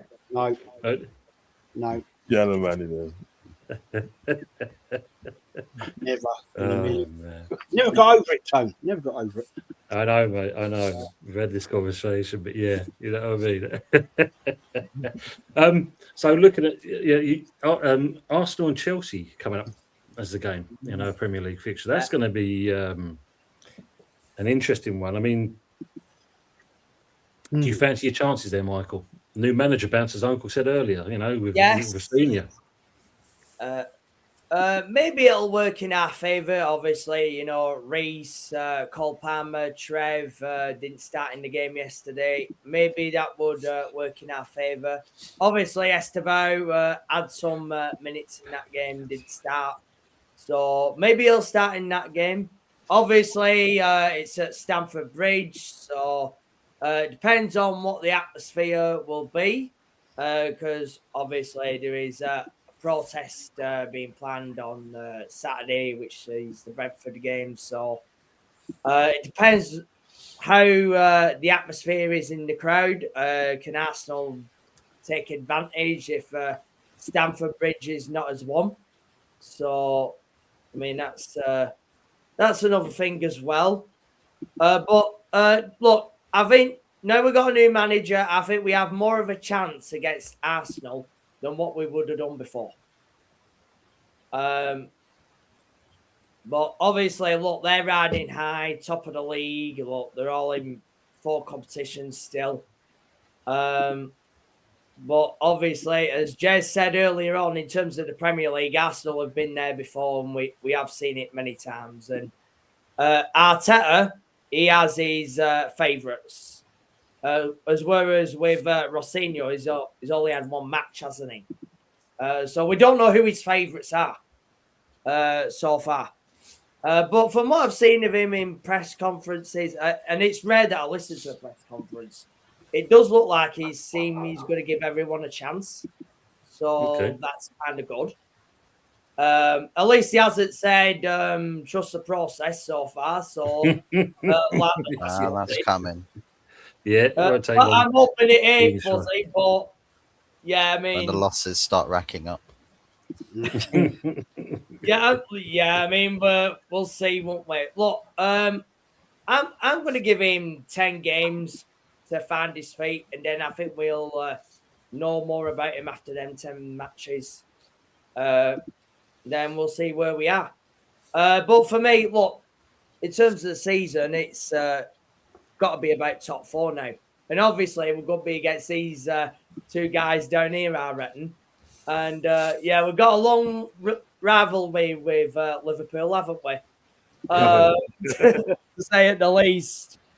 And obviously, we've got to go to Anfield, so we've got to go to their guys yet. Should be a good game. Yeah, it will be. Look, I mean, Anfield, you got it's a great atmosphere, that ground, isn't it? Used to be. Obviously, Champions League nights, you guys, and then in Premier League as well. I mean, at one point, along with ourselves, Liverpool probably had the best fans atmosphere in the country at one point. I mean, we used to do it at the Bridge, but obviously, since this lot have come in, that has all changed for the worse, unfortunately. And it does seem with all the big channels in terms of Chelsea now, they seem to have had enough of Blue Coat or, Egg Barley after 3.5 years. And I was calling it out from minute 1. And now they're suddenly taking note. But what I'm concerned is now we're going into this Arsenal game. If we beat Arsenal, this lot can easily flip back. And it's been done before. Results, it's like these melts, they're judging it on results. And I don't go by that. I look at the whole thing. I mean, you get a win. Yeah, it's good at the time, but you've got to look at the whole season. we're not buying the right players at this club, Tom. We're just not. We're not getting the Osimhens, we're not getting the Rafinhas, the Donnarummas out there, and we're relying on youngsters. I Are you mean, still going for 23-year-olds? they're even younger than that, Copfather. I mean, we've even had 18-year-olds, 16-year-olds now. They keep signing all these kids from Kazakhstan or Africa or wherever. Half of these players are not playing for this club. David Washington, Angelo, where have they gone? They've one's gone to Saudi. Washington, I don't know where he is. Badlashile is still at the club in 2026. That is mad to me. It's like they've signed 60 players and 55 of them have all been terrible, one way or another. But look, I'm not going to blame the kids that want to play for Chelsea. Yeah, Chelsea come along, one of the biggest clubs in Europe, world or whatever, and you're playing for Santos or wherever you are in the world. Chelsea come along. You're not going to turn that down, are you? Of course. No. Whether it's Premier League club, you want to play on the big stage, but it's not where they should be. They should be going to the Benficas or Ajax or Shakhtar Donetsk or wherever. Learn your trade. That's what was done in the game before, you know. But now you're playing for some club in Brazil. You get moved to the Premier League, and then you're instantly in the side or whatever. I mean, you had it with that Brazilian player who you had at West Ham, Tom. I think he's Lewis still Guilherme. He's yeah. gone there, Guilherme, yeah. Yeah, we've moved him on, and you know we lost money on that one as well. Yeah, it's just not the way, Tom, is it? I mean, we're going for young, unproven. It's just not the way for me, Tom, at all. This is the same with us, Michael, because when you look at West Ham, that we're and there's a few people in the chat that's already mentioned this. We've got no leaders in that squad. There's no leaders. That's the biggest problem. Another thing with this ownership, they're following the Brighton model. Why are we following them? What have they ever won in the game? They've never won anything. I don't see why we're copying them all. It's bloody mystifying to me. I've also heard from one of your other Chelsea content creators, Eunice Talks Football, and he mentions that Chelsea has sort of come into financial dire straits as well. That they're in a position that they have to sell to buy. They spent a load of dough, didn't they? They spent a load of dough. When that guy Todd Bowley come in, he spent a load of dough. He's just buying any and anybody. He's just buying like players and their sister and their mum and dad. And, you know what I mean? Making a statement as well. Yeah, do you know what I mean? So I always thought in the day that Chelsea did not need to go that crazy. Do you know what I mean? You did not need to go that crazy because before you didn't really have bad players before. Do you know what I mean? So why did you go that crazy? And then, you know, and it's always a situation today when you buy a load of players, you don't get leaders. Do you know what I mean? It's all right having abundance, but like you need leaders in there. That's like if you go back, you need a balance. If you go back with Liverpool on the clock in the day, right? You had leaders in the team, right? You had what's the game? Bloody hell, I forget his name now. Oh God, Henderson. Sorry, forgot his name. Say Henderson. Was it about Henderson? Yeah, I mean, I had a brain freeze there. Well, we had Henderson, right? Now, when he wasn't able to do the job, you had Milner that'll step in. Do you know what I mean? When he wasn't able to do it, you had Robinson that stepped in. You just had leaders amongst the pitch. Do you understand what I'm saying? Yeah. And it was considered to be a small squad. Do you know what I'm saying? So you don't have to have a big squad, like a really big squad, to be successful. You just need some leaders in there. That's what you need, leaders inside there, mate. We all floated as. Yeah. Well, the thing with Bowley these days, I don't think he's, let's say, that involved, Uncle Rods. Now, he's like a mouthpiece for the club when anything goes bad. It's Egbali who's firmly in charge. I mean, it's been that way since the end of 22. Obviously, Bowley had that one window, you know, Koulibaly, Cucurella, Sterling. That was the one window we had. And then obviously Egbali came in, and then these two sporting directors, these guys, and it's been this youth model ever since. Yeah, look, we should have experienced players. I mean, obviously when they came in, Thiago Silva was here, but obviously they wanted everybody out who was obviously part of the Roman era, and they want to set their stamp on it and all this stuff. But I mean, we've seen it before this transfer window. They're not changing the model. And these people that are in the fan base now with this protest, there's some of them that are like Egbali out completely, and yet there's some of them who want Bully to come in. It doesn't work like that. These ownership all piss in the same pot. That's what they all do. Yeah. Not one is going to buy out the other. It's simply not going to happen.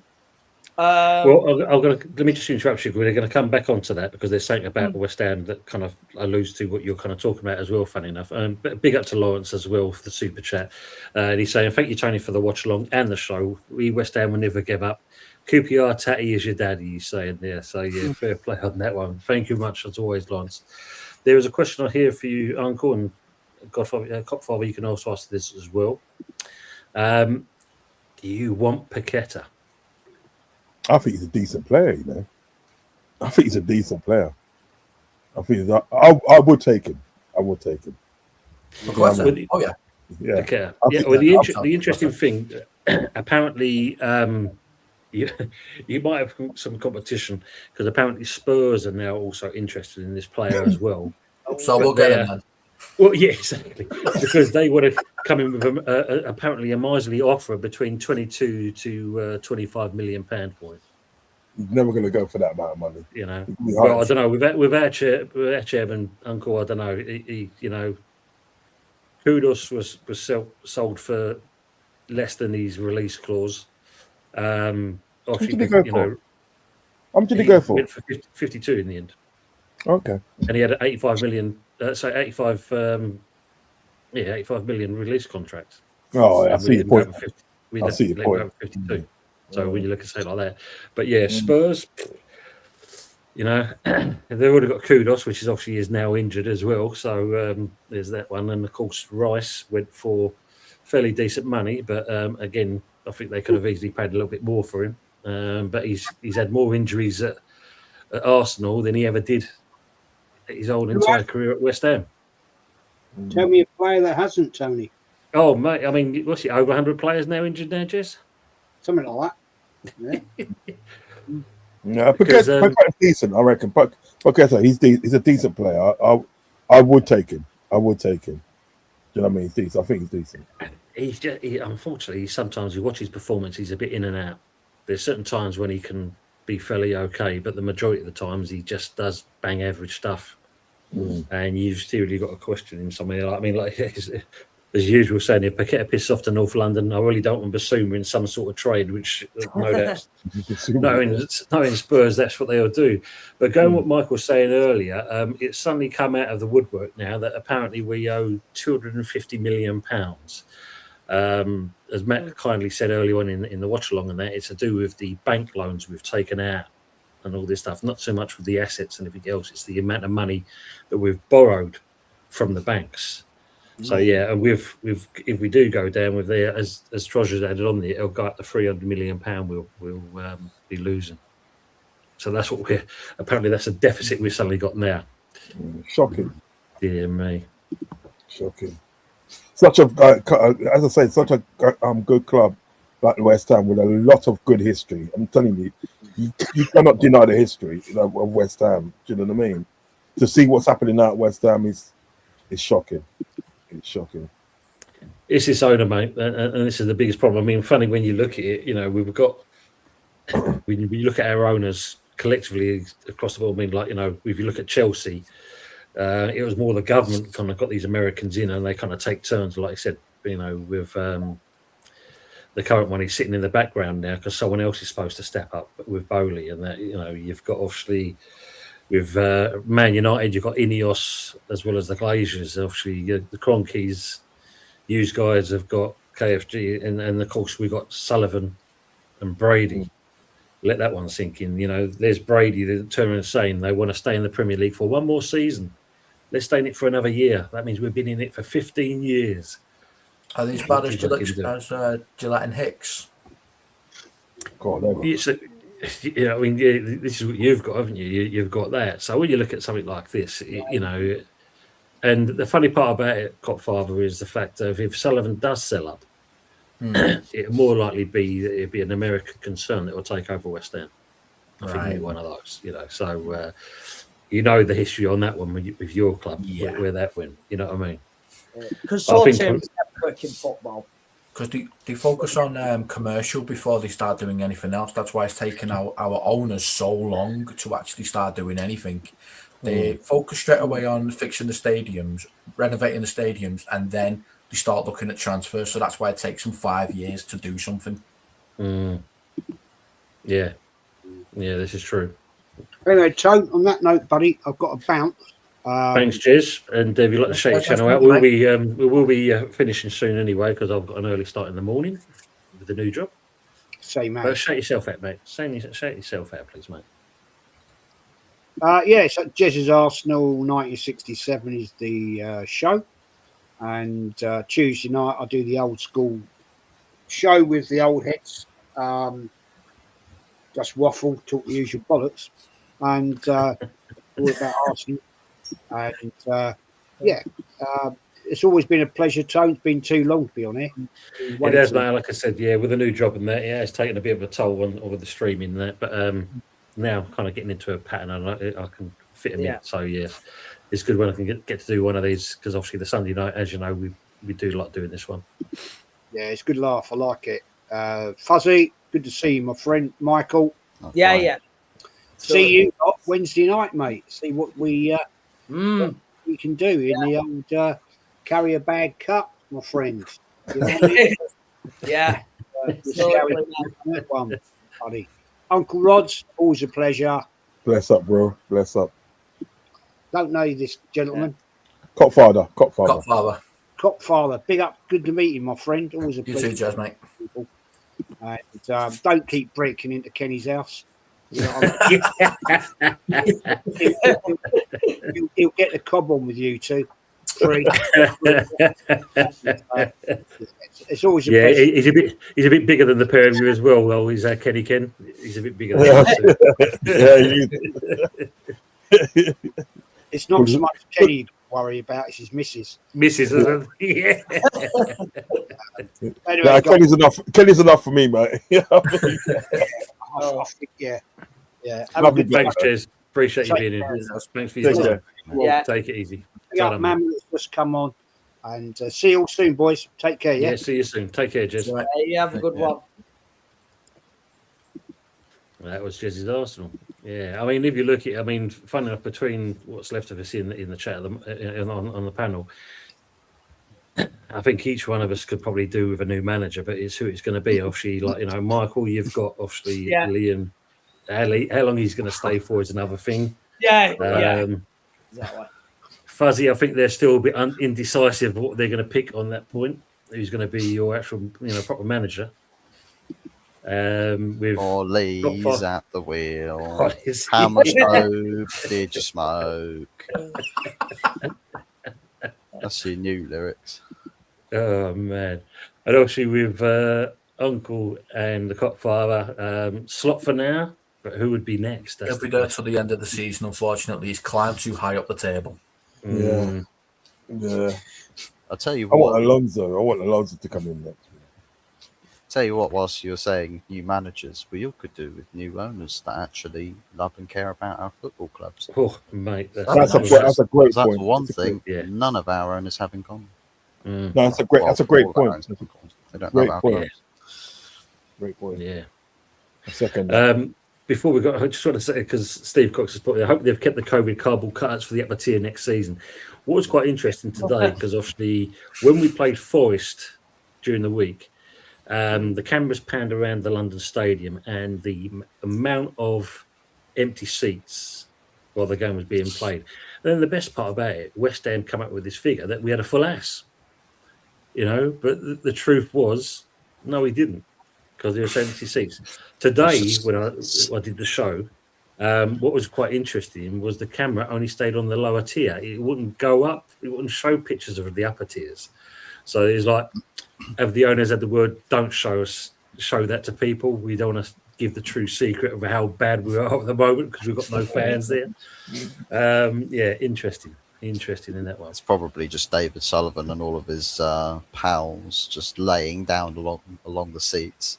So if you lie down, you cover 3 seats, right? So for each person, there's three seats filled. Easy way to get to capacity. It's true.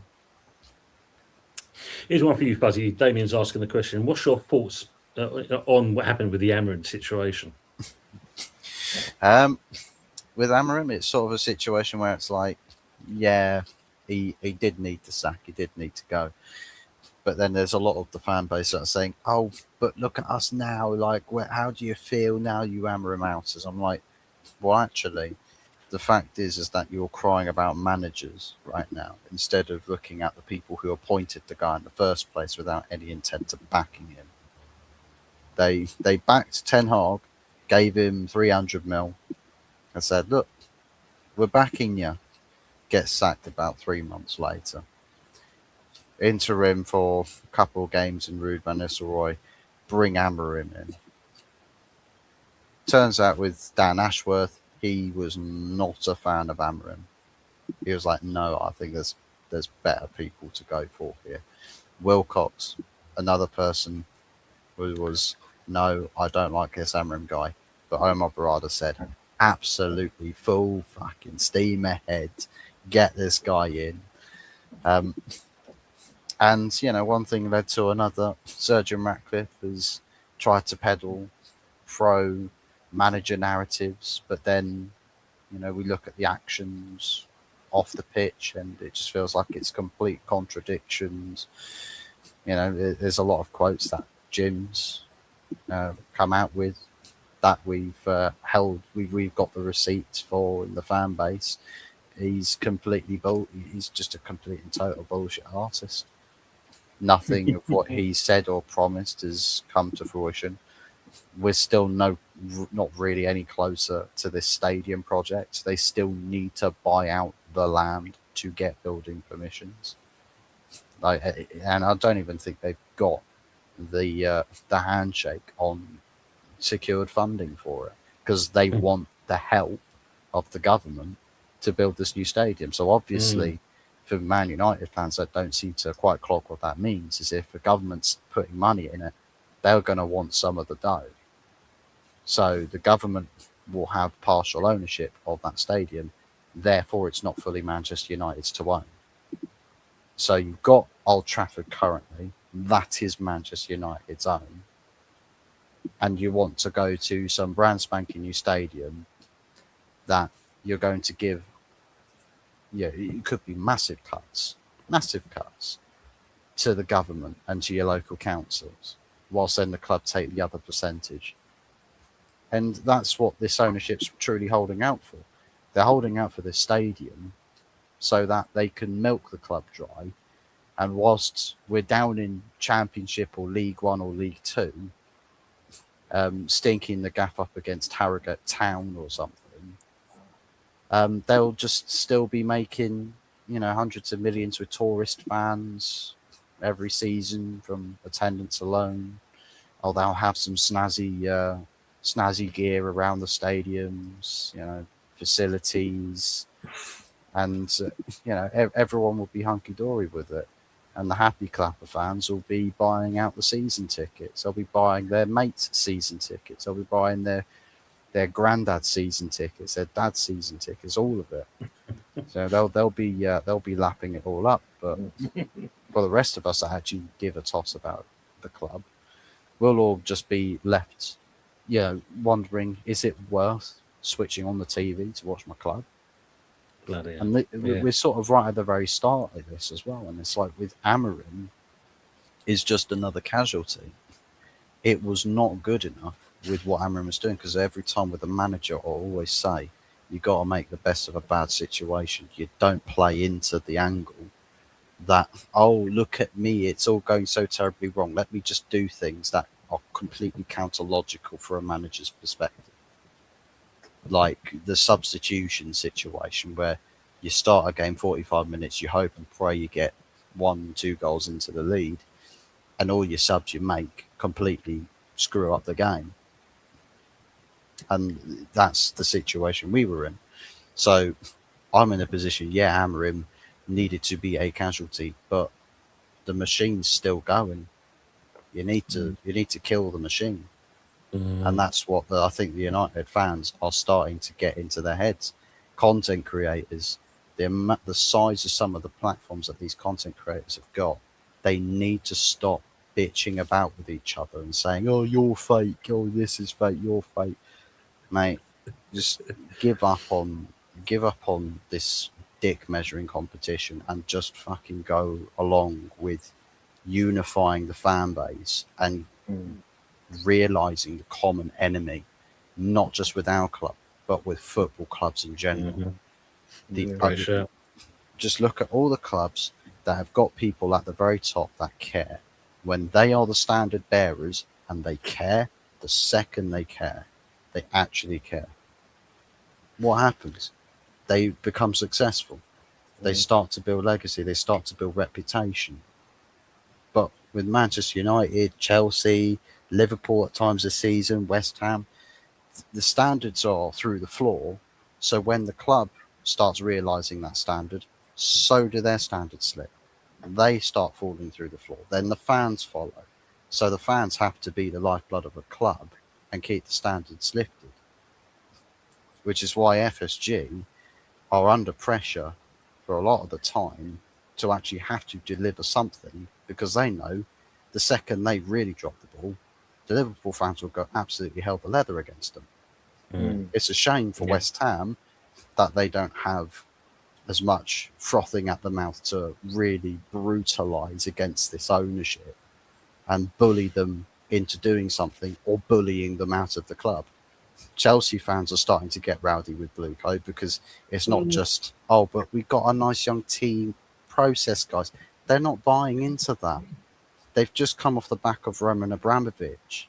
They've seen what ruthless ownership does, but for a guy that actually cares, you actually get success. They're too used to that, but they're seeing all the language coming out, the narratives coming out. Yeah, there's no success to be found here. We're modelling our club off Brighton. You might as well replace the lion creature in the crest to a seagull. It's true, though, isn't it? It is true. Absolutely true. I will say one thing on that. At least they can't get Stamford Bridge. They can't get the groundings. Yeah, that's one thing you say. Ken Bates' legacy lives strong, Michael. Ken Bates' legacy. That's the one thing. Obviously, you know, with the Chelsea pitch owners, Tom. I mean, Roman for many years originally wanted a new stadium. And then obviously the Chelsea pitch owners always rejected the idea. Yeah. Then obviously we had the redevelopment, and then eventually we wanted to do that. But obviously the government got involved with all this other stuff, didn't they? And then and the Chelsea pitch owners now, they're not going to trust this lot. We're not seeing the results on the pitch. So why should they give away Stamford Bridge to them? No, it's not happening. No, and obviously Earl's Court is not happening either. So there you go. So I want to get to the point where these owners are gone, and then I can actually go to the damn stadium because that's what I want to. Wait for that legacy. Yeah, I mean, you're in the same boat as James from E20. He hasn't set foot inside the London Stadium ever since we moved there, so that just says it. But good evening to Mama Flossie, member for 13 months, and she says, late to the party, evening all. Good evening, Mama. Hope you're all well. Good to see you in chat. But let's congratulate this man, because Frog has finally retired yesterday. Well, he says on paper anyway, still got shitloads to do, but enjoy that retirement there, Frog. Hope you enjoy that, and everyone's saying congrats to him as well. Obviously, way beyond on the comments, that's for sure, as always. Someone said we don't want slots either. You know, yeah. Oh, man. Everyone, he Rashford's was, won a trophy as well today. Oh, he has done it, yeah. He has done Yeah, it. Spanish Super Cup came on for about 10 minutes. Xavi Alonso's under pressure at Real Madrid. So Yes, that's what I like. I like yeah, because if he doesn't deliver at Real Madrid, he'll be gone quicker than anything. We know what Real Madrid are like. So. And he'll rock up at Anfield, mate. Yeah. I thought he would have gone there, but obviously it's due to slot, isn't it? No, but you know what it was, Mike? He said he wanted to do one more season with Leverkusen. Oh. Yeah, he said he wanted to do one more season with them. So he done one more season, and then obviously we got a cup in the meantime, and then he went to Real Madrid the following season. But I respect him though, because he said, like, you know, obviously he wanted to see, you know, if it was a fluke or not that he winning all those games and stuff. Do you know what I mean? You know, so he just wanted one more season. Yeah. I mean, the main thing is because when you think about it, it's interesting because everyone wants Gerrard to kind of become the new manager. But I don't know. Do you think he's not the right fit for me? I don't think he's the right fit for your club. As much as he was a legend at the club. I would take him as an interim manager. You know, something just like steady the ship. I won't take him for the long term though. I won't take him for the long term. That's more of a nostalgia thing, isn't it? I think we're Liverpool fans there, Tom. No, man, I think what. Yeah, but I think. Dalglish. I think what we started booing the king. They started booing our king. No chance. I think that's what we used to do before, though. We used to do like before, like years back. We always, when we was getting managers, that we used to promote within, within the club. Do you know what I mean? Like, you know, when you go back Shankly, Bob Paisley, Joe Fagan, and Kenny Dalglish. Those are like all in-house. Like managers that came through, so I can understand that why they probably want to sort of like go back to like Gerrard because he was good for the club, blah blah blah blah. But I wouldn't take him on a long term. He's got to be short term. I think so. Big up, Ravi. Ravi's in the building, boy. Ravi's in the building. Give us a tune, Fuzzy Gary saying there. We could all go play over there. I think Ravi asked a question, didn't he? Something about whether getting rid of Moyes was the right idea for you. We'll come to that, yeah, because I mean, there's a lot of answers to that one, rightly or wrongly. But this one here is an interesting one for Michael, please. Could Villa sneak past both Arsenal and City? Yes. Yes, they could if City and Arsenal take their eyes off the ball. The momentum's with Villa at the moment, isn't it? And this is the thing for me because I think he's got that one of those. Just keep quiet, do your business, just trying to win the games. There is every opportunity, but because City, there's a moment where you think, okay, they could upset the balance, especially because now it's that new year where Arsenal's kind of slid off the rails. But at the moment, City can't keep 3 points. Sure. Ravi's got a question here, as always. Why did Sesko look so basic, making Primark look like Gucci?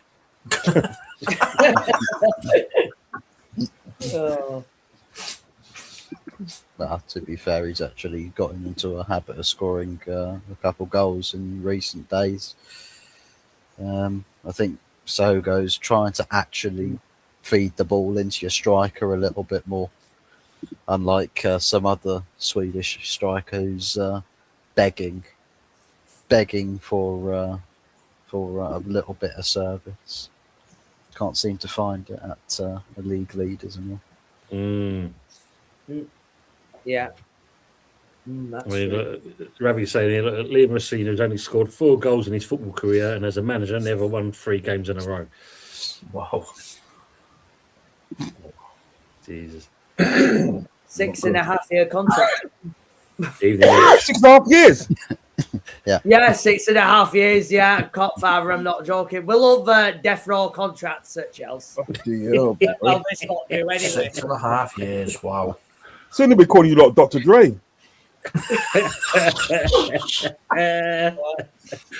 Yeah, Dorian Gray going on in that one. Where's this question here? Daz is asking, Fuzzy, who do you want as your manager? I mean, it could have anyone. I mean, the Pick on the spot. ownership would still be the same. No, I'm not going to pick that baked bean head on a slot. Oh, Pick easy then. Tell you what, let's just take Glinios ownership out of the equation. One thing that would be interesting is Xavi as the interim to the end of the season. See how he gets on in Prem football, and then test the waters with Luis Enrique or Carlo Ancelotti after the World Cup. See Carlos if you would can shout. tempt them out, because you don't know how he's going to do with Brazil, and he could be available. You know, Yeah, because obviously the other one Is is, you know, I Glasner don't- not still looking at that job as well? yeah, Glasner- Glasner's a possibility. My only concern really is just he's another one of these managers where it's like you have to really back him big time to see the very best of Oliver Glasner, because I know the guy tends to switch systems and everything. He ideally, he says his most go-to is like a 4-4-2 or something, but with his time at Frankfurt and Palace, he's had to switch things around here or there just because he hasn't always got fully the types of players he wants. And United would be no different, sadly. So it might just be another Ruben Amorim, but this time he's just got all the Prem experience, and that Well, the would be a interesting thing shame. as well, I mean, you know, some of the pundits are kind of alluding that, you know, after the World Cup, Tuchel could be on his way to Man United. Well, That'd be Champions League winner with a Prem club, so Yeah. he's got a bit of know-how with. He's got the trophies. credentials. Yeah, he's got the credentials. Always love Ravi's comments. Liam Senior said he's good at what he does and not arrogant. How is a man looking like Specsavers manager taking charge of Chelsea? How's this man meant to look like Matisse from the? He does, doesn't he? Chelsea content creator? He does, mate. those balls. The sea sent his clone. Yeah. Oh, mate. Man. It's like what Fergie would try to do with the Raphael and Fabio. You switch them out at half time. At the first half at Chelsea, you got a content creator in charge. The second half, you got a manager in charge. Hey, happy days. My teeth. Yeah. Bless you, Rich, for asking this question to Leslie. And as your daughter getting, I hope she's well and that. And he said, yeah, she's doing good. So that's great to hear, Leslie. Brilliant stuff. Ravi's asking a question for why did Eagle say playing Liverpool be as easy as playing Spurs? Because he's arrogant. Because you have to have two brain cells, Rabbit, to actually kind of come out with a decent sentence. And unfortunately, that fellow hasn't got them. Let alone one. He does it all for shock value, that one. Yeah, you know, that's without a doubt. That's for sure. I always say, you know, with that guy, he's got the IQ of a room temperature. Yep. Yeah. I mean, In the winter.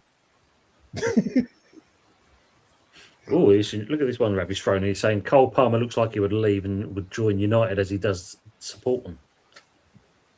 yeah. Would you Well, if make of ever that comes a one? point with Chelsea where if they need to sell to buy, I mean, I don't really trust Chelsea to think more from a standpoint of keep your best players and actually build a squad to win stuff. They'll probably sell Cole Palmer to get as big of a, increase versus purchase value as they can, and just get money. I Get think money and then I carry think he on. would go to somewhere like Real Madrid after Chelsea, though. He'll want to play with the best and all that, wouldn't he? So True. Probably. Well, he's probably just waiting for Qataris to come take over United, and he'll just be putting on the turban and everything. He'll be catching that Qatari A380 and flying up to Manchester. You'll see him with the shades on and everything, just chilling on the stool at the onboard bar, drinking his way. Wow. Sharky's asking you, Michael, are you pleased with the new managerial appointment at Chelsea? Well, I didn't really know much about him apart from what he did at Strasbourg, Conference League and that. But was he my first choice? No, but I think there are probably worse managers out there, I guess. But well, I'm giving him 10 games to see where I am with him, Tom. Let's see how he does. And then, well, we're going to know it in terms of where he is in terms of Arsenal on Wednesday, isn't he? True. Which is going to be interesting. Yeah. Especially at the bridge and the way things are. Are we going to have a full attendance, half attendance? What's going to happen? I mean, we'll have I think a lot of people in the ground will say, "Hey, Bally, see you next Tuesday," and all that. No doubt about it. Why did they give him such a long contract, though? I can't understand that. It doesn't make sense. Because if it don't work out, you're only going to end up paying him about 60 or 70 million. Do you know what I mean? In compensation, isn't it? Do you know what I mean? Like they did with what's his name? Graham Potter. Graham Potter was still paying him before he joined us. Yeah, it was still paying him. 60 million, wasn't it? We had 60 million payoff he got, didn't he? So not bad at all. Yeah, of course, the previous manager wanted to do like a book or whatever. But of course, the ownership blocked that in case of any secrets that get out behind the scenes involving this football club. And that's probably part of the reason why Eghbali has sacked him as well. And yeah, calling out ownership is not the thing, as we've seen with Ruben Amorim as well. Exactly. Yeah. I mean, obviously, Ravi's talking about Mark Gay and that, because obviously I know you did a show on this, Uncle. It just seemed like I said to you, this man looks vexed. So, I don't know if it's a case of he didn't sign for you and that, and he's got this chip on his shoulder. But the advert he's doing at the moment, he seems quite happy there. But other than that, when he's playing his football, the man just looks vexed. Do you think he's going to come to you in this January window? I don't think so. I think, if anything, if we're to believe what we're to believe, there's a gentleman agreement that he comes in summer, if we're to believe that. Do you know what I mean? And there's rumours coming out that sort of like, obviously, Man City and Arsenal are supposed to be interested in him, and he's come out and said, this is rumours, mind you, he's come out and said he just wants to be, the only team he wants to go to is Liverpool. He don't want to go anywhere else but Liverpool. So that remains to be seen. You know what I mean? But if rumours are right, there's a gentleman agreement in place that we come and get him in summer and for free. Do you know what I mean? So we just to see what happens. Do you know what I mean? Because you can never tell with this club. No, not at all. But then I don't know if you saw it as well, Uncle. There was I can't remember what, I think it was an Arsenal channel. Apparently, Gay's off to Arsenal, 40 million. No, that's what I'm trying to say. So there's a lot of like rumours going that he's going to go here, he's going to go there, and then sort of like then another of them come out and said like, no, he's made it clear that he only wants Liverpool. So it just remains to be seen what happens. Do you know what I mean? I mean, obviously, if he's there, if he's still there after the January transfer window, then he probably think to himself, well, look, Liverpool's got a good chance of obviously getting him for free. The rumours might be true. Do you know what I mean? But then you still got people like Real Madrid and Bayern Munich that said they're not going to go for him in January. They're only going to go for him in summer. Do you know what I mean? So it just remains to be seen. Do you know what I mean? Like in football, this transfer sort of like the transfer business at the day is very funny because like Semenyo was supposed to be at Liverpool, but where is he? Man City. Do you know what I mean? So you just never know, mate. You just never know. Seriously, Well, watch man. this space, Uncle Rods. I mean, we're £300 million in debt already, isn't it? Don't worry, 350 is no surprise. You know, we'll come and snatch Gay off you. Don't worry about it. It's done. It's a done deal. Could be City again, to be fair, because their last couple games, they've been playing a recalled academy prospect Yes, that's along true. with Kustanov. Yeah. But the only problem, back lineup. the only problem that you got with that is that if they do buy Mark Gay on that premise, right, it's the fact that he's probably going to be thinking, well, I'm living on borrowed time, because ideally, when these guys are fit now, like obviously Guardiola and Ruben Diaz and so forth, well, they're going to get the games, and where am I going to be? This is what I feared that the day with Semenyo. I think Gehi would bench Guardiola. I think Gehi's probably a better centre back, because Guardiola he gets used as makeshift left back as well. You know what it is now? He was like, we think sensibly. But some of these coaches and managers don't think sensibly. If they like a player like a Guardiola, if they like them, nobody else is going to come in and replace him. Do you know what I mean? So it just remains to be seen. If he feels at the end of the day that he will have a better career at Man City than what he would have at Liverpool or Arsenal, do you know what I mean? It just remains to be seen.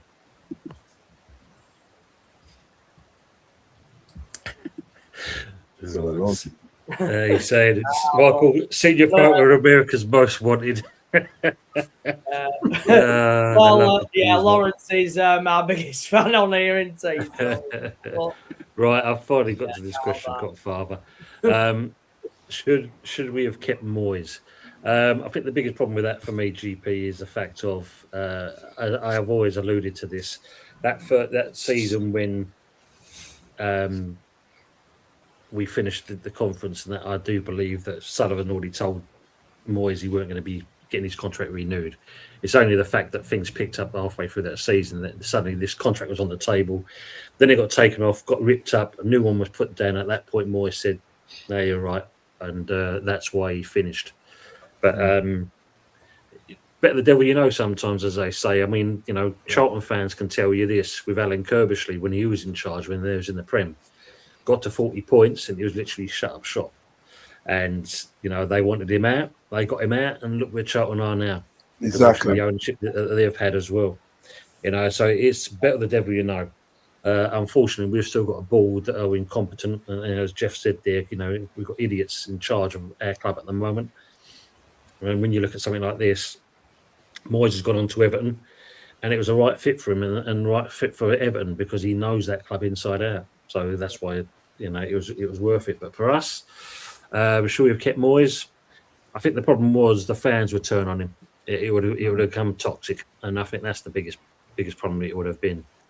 I think if Sullivan backed him after he won the Europa Conference, we may have seen a difference, but that's few and far between, unfortunately. I like Kirbishley. I like Kirbishley. I did like. He was, he came to us and that, and again, just like with Pardew and that, we had the Icelandic owners, and it all went a bit south at that point, and of course their economy collapsed, and he became skint overnight kind of thing. That didn't help either, really. He's an ex-player as well, isn't he? He's an ex-player for West Ham, isn't he? He used to play for West Ham. Yeah, he did indeed. Yeah. Yeah, it wasn't empty today, Jeff. That's right. But it was very sparse on Tuesday. Yeah, so there's that. As Ravi's saying there, like, subscribe, and that's all for the people that's on the panel as well. Don't forget that it's not just myself; it's also for these guys as well. While I catch up with the chat, because we're going to round it up in a minute. Uncle, if you'd like to shout your channel out, please, and what you've got coming up. Thank you for having me on. Thank you for having me on. It's been a long time since I've been on. It's been a long time.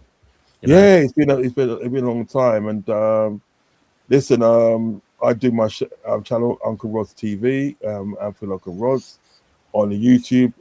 Just got I should have a match reaction tomorrow night with my learned friend, Copfather, and literally just a lot of shows with other myself or Copfather be involved, and then we're gonna try and get other guests as well. But listen, it's all about It's all about Hams Football TV. Make sure you guys like and subscribe to his channel, man. Great guy, man. Great guy. Thank you, mate. Thank you, mate. No worries. Cop Barber, first time in, hopefully first of many. Welcome to the channel as well, by the way. Yeah, mate. And it's good that you're the right hand man with Uncle and that. It's good to have you watched a couple of the shows together. And it's always good to listen to the comments with Ravi in there as well. If you have a channel, just shout yourself out, please, mate. No, I'm basically just with Rods. Yeah, There's a number you can call with it for people like that. You know that, didn't you? I'm the co-host with Rods. I enjoy doing that. Yeah, Oh, absolutely. It's suicide, mate. It's suicide. I think the good thing for me in that is the fact that if I'm working nights and that, and you guys are on, it gives me something to listen to in the background from a dull evening sometimes. So yeah, it's good to listen to you guys talk as well. So yeah, it's all good. It's all good, my friend. All good. Good. Michael Chelsea. Yeah. Welcome back again. Welcome back, and it's good to see you doing stuff. And I'll say apologies, mate. I know you've sent the links and that. I mean, when you look at this Storm Gritty over the last couple of days, and that has been a bit of a nightmare. We had a lot of flight diverts to the airport. That was bad enough as it is. But shout out your channel as always, please, mate. And no problem. Thank you for having me on once again, Tom. And obviously, great meeting Rods and Copfather in here as well. But yeah, I am on the Rumble platform, as you know, Tom. Michael 1988 Chelsea FC. Obviously, I've been doing a lot of AFCON matches recently, and that's what I'll be doing on Wednesday. So I'm having 2 days off now, so it's a bit unusual because I've been going live almost every day this January, especially with all the managerial stuff. But yeah, Wednesday, Chelsea Arsenal, London derby. It's a big game in so many ways, and we're going to see what Rossini is all about in terms of that match. And yeah, it's depends on the result. But yeah, I mean, Egg Barley, yeah, the guy can get in the bin.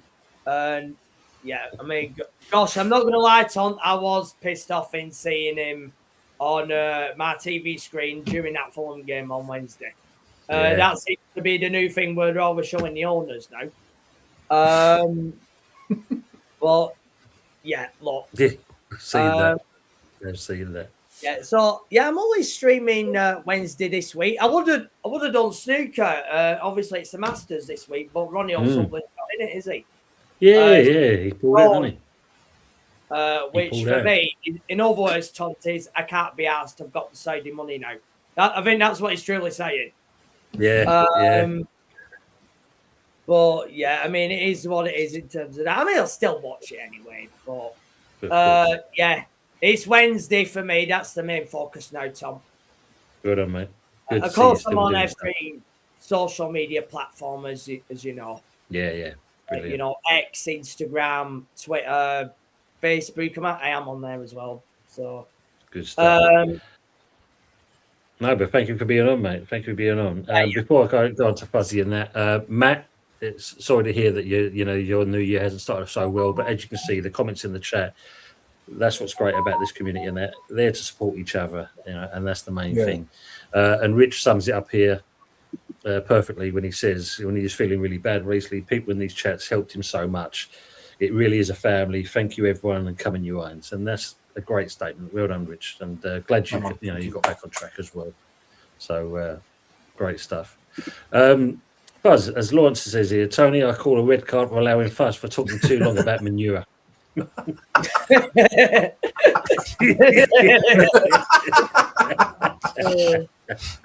Stitch that one. If you'd like to shout your channel out, please, mate, and obviously if you've got anything coming up anyway. Yeah, Hopper's 44 OG, and I suppose I'll probably do some content if the situation at United starts blowing up. I think there's some bloke who's he does some journalism. Apparently, somebody from the 58 was like, "Oh no, we didn't have anything to do with a banner of something about like comparing Ratcliffe to certain Jimmy from the past." And yeah, BBC Jim, if you know, you know, because apparently there was a banner of that in the away end, and the 58 apparently saying, "No, it's nothing to do with us," even though I think it'd be quite funny if it was. Because yeah, I don't think this Jim can fix it. can't fix this Man United problem, mate. I'm afraid it's out on your arse. So yeah, we'll have to see what happens with United, but I think it's kind of a watch this space over the next few months until the summer. See just whereabouts we are. Should be interesting. Shall be interesting what's going to happen there. You were saying Gordon Brown sold all the gold, didn't he? Yeah, he also robbed the pension fund, didn't he? When he realised he can claw back the VAT on it all. Yeah, so that's where where it is. Lawrence has gone in your channel saying, "First, my man, come in your behind." He's put in there. Yeah, it's okay. He's perm banned. He's perm banned from the channel. Big up to Simon Gummanet. Let's face it, we're all on the arse. Yeah, we are indeed. Thanks for coming in, mate, as well. Appreciate that. If we're in tomorrow. Lauren saying, Fuzz, are you allowing Michael in your house? He looks a little suspicious.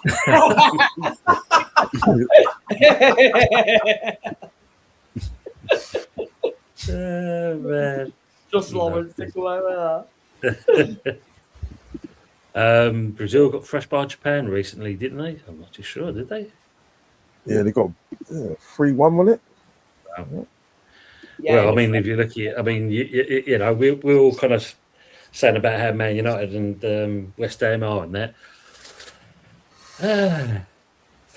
What's it feel like to be an Exeter fan after playing City yesterday? 10-1, you know. 10-1. I mean, 10-1. I was just taking the piss. 10-1, you know. That just says it all, doesn't it? Like, fair play to Rich Slade. Look, he's bet on us to win the FA Cup back in October. We paid £5 at 40-1. That comes in, mate. Nice. Yeah, but 10-1, yeah. Look, Newcastle versus City, yep, Tuesday. Chelsea versus Arsenal Wednesday in the semi-finals. I'll have a double, he's saying. Still is a god. Yeah, settle down there, JP. Tight these bookies, yeah. Well, they're not going to give much away, are they? That's for sure. Lawrence, again, thanks very much, mate. Have to run. Thank you all coming, your irons. Thanks, Lawrence, being in there. Let's just catch up with the chat. Mate, he's fully cut his hair, shaved his beard clean, and got new glasses like Liam Rossini.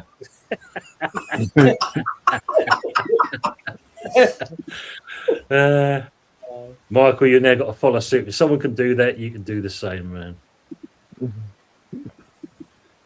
Ravi with the last question coming in. Question for all. Thoughts on this possession-based football a lot of teams play? Well, let's put it this way. I suppose the only thing we can be a little bit grateful for, at least teams are playing a little bit different than they did the year before, which was everyone was playing the same shite.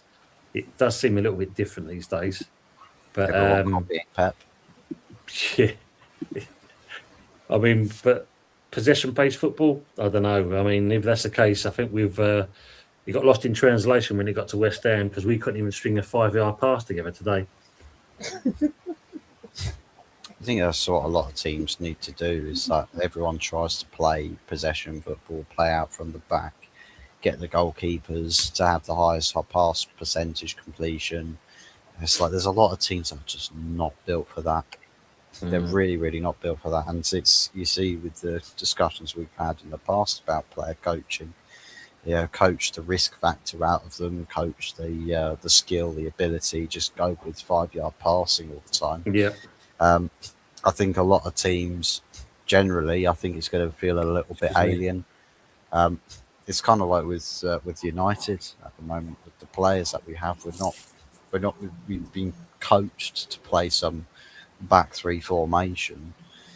Yeah, you know, you switch after a couple of games, and you know, his old habits die hard, and there's still issues that players in this current team are having with the with adjusting to a new formation, a new setup, a bit more direct and all.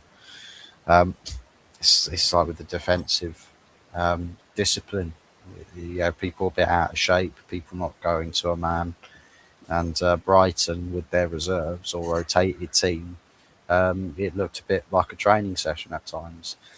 So so issues, and I think there's a lot more teams that if they make that switch as well, will probably have issues. I think Brentford are probably a team that are playing more the sort of stuff that you'd expect more of the teams around their caliber to be playing, and they're reaping the rewards. I mean, bloody hell, they could end up getting European football this season if our lot can't figure out how to buy a win. True. I mean, they beat Everton recently 3-0 convincingly. Yeah. So, I mean, and that's after losing Vissa and Bumo, and having their set piece coach take the manager's position. And he's just gone, well, exactly. Bring a couple of scouted guys in from remote areas of the world and just branch them all together, play a bit more simplistic, a bit more direct, but have discipline in your defence. And, but it's a miracle what the rewards are in English football. Yeah. Well, I mean, it's funny because, like you were saying to Rabbi here, I mean, it kind of sums up what you're saying there, Fuzzy. Mansfield only had 20% possession today, but they beat Sheffield United 4-3 at Bramall Lane. That just shows you. So good evening, play, balls to the wall football. They don't have a great squad quality. No, they've got no Prem players, but they're a couple of points off of the playoff spots in the Championship. What's to say they have a flying second half of the season? They end up getting promotion to the Prem. Yeah.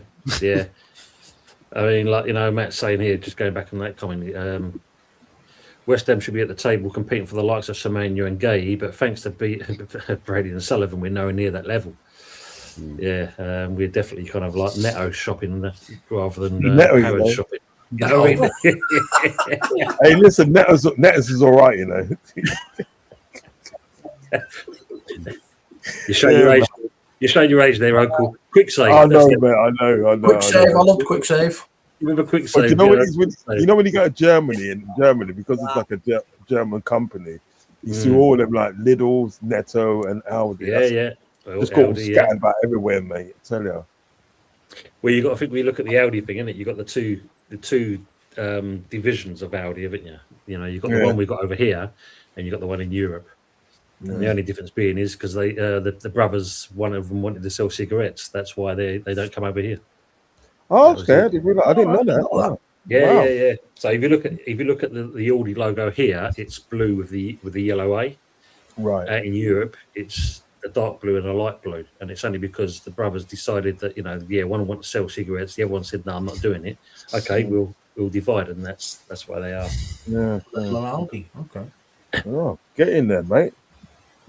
Yeah, bit of information there, pal. You know what I mean? You don't wear those glasses for nothing, do you, mate? Not at all, mate. Not at all. Nothing like brains from Thunderbirds, but it does help sometimes. You know what I mean? Frog saying, expecting the next dildo salesman to have the club's best interests at heart was always going to be a stretch, so to speak.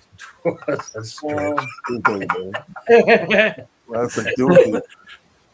Ravi, that's an understatement. Your comments are wild in Rod's channel. Yes, I've seen them comments as well. Oh, yeah. You know what I mean? I read them out. Yeah, I know. Yeah. Good night, Rich. Anyway, thanks for coming in. Good night, all. Take care. Mama, same for you as well. Thanks for coming in. We are going to be wrapping it up now anyway. So thanks for those who's been in there. Night all, top show. Thank you, Des. Have a good week, as Frog's saying there. Onwards and upwards. Great show, Tony. Pan on the chatters. Thanks, Jeff, as always. Harry's saying as well. Cheers, Matt. Much love, gentlemen. Great show. Good to have you the Sunday night takeaway back. See you as in the under 20s tomorrow if YouTube shows it. Hopefully they will do. The only thing we've got to do, Harry, is trying to get Anthony so me, Fuzzy, and him can do the good, the bad, and the ugly. Might have to do a send off. The last one for the Premier League show before we go down to the Championship. You know what I mean? Rich West Ham saying, cheers, guys. First time in. Definitely watch again. Rich, appreciate that. Thank you very much for the super chat as well. Really appreciate that. So sorry I haven't kept up with all the comments as best as I can do. It's been a pleasure having everyone in the chat. And of course, it's been great to have the people on the panel. Michael Chelsea, Hot Fuzz, my good old friend, Uncle Rods, Jez as always, Jez's Arsenal, and great to see him for the first time, the Cockfather as well. Thank you. And you're most welcome for being in. Jim knows best, says Pete Haywood. Good to see you, Mr. Haywood. Been a while. More sure the under-20 is on Sky Sports somewhere tomorrow. That'd be good if they are. Big up to the Derby boys who were out, but so are Forest. I'm okay with I'm okay with that. Steve Cox is saying, great show, chaps, in the chat. Even though I spent the first 29 minutes watching a thumbnail. Superb, Steve. Oh, Steve, we've missed all that, that's for sure.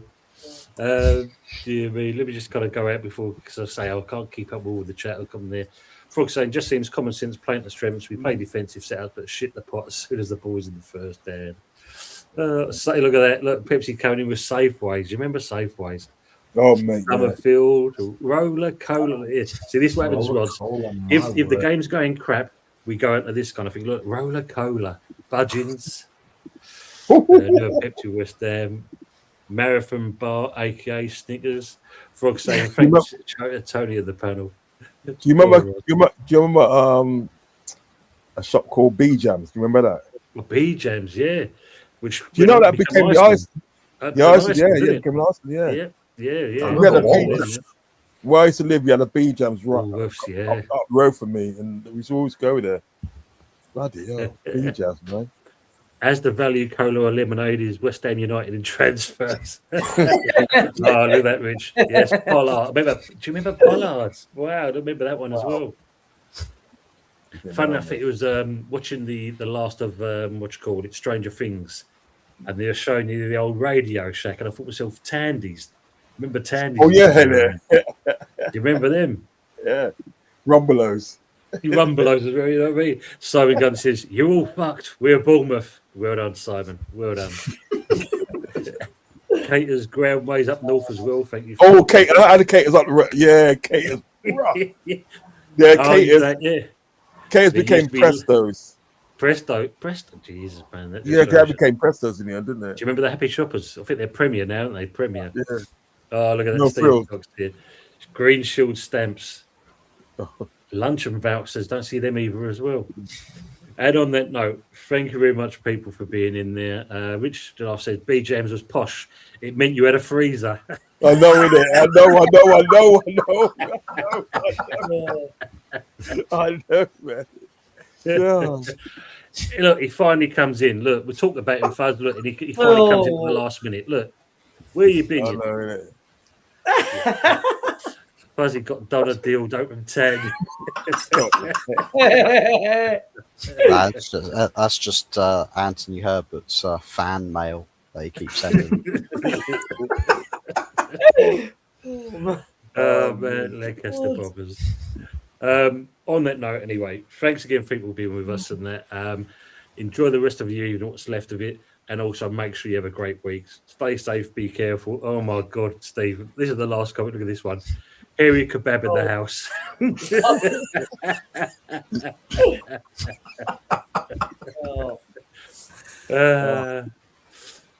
Hey, Todd, it's Si. Si, appreciate you coming in, mate. Love it. Absolutely brilliant. Rich saying, take care, everyone, and stay safe. Who was that? That was old, was it Police 5 when he used to do that with his eyes? Keep them peeled. Keep my eyes peeled, didn't it? That's Sean Taylor. Sean Taylor. Well done. Well done, yeah, man. Sean Taylor, done. And as always, we'll go out with the outro. But thanks again for being with us, people. Look after yourself, and till next time. Good night. Hey, guys.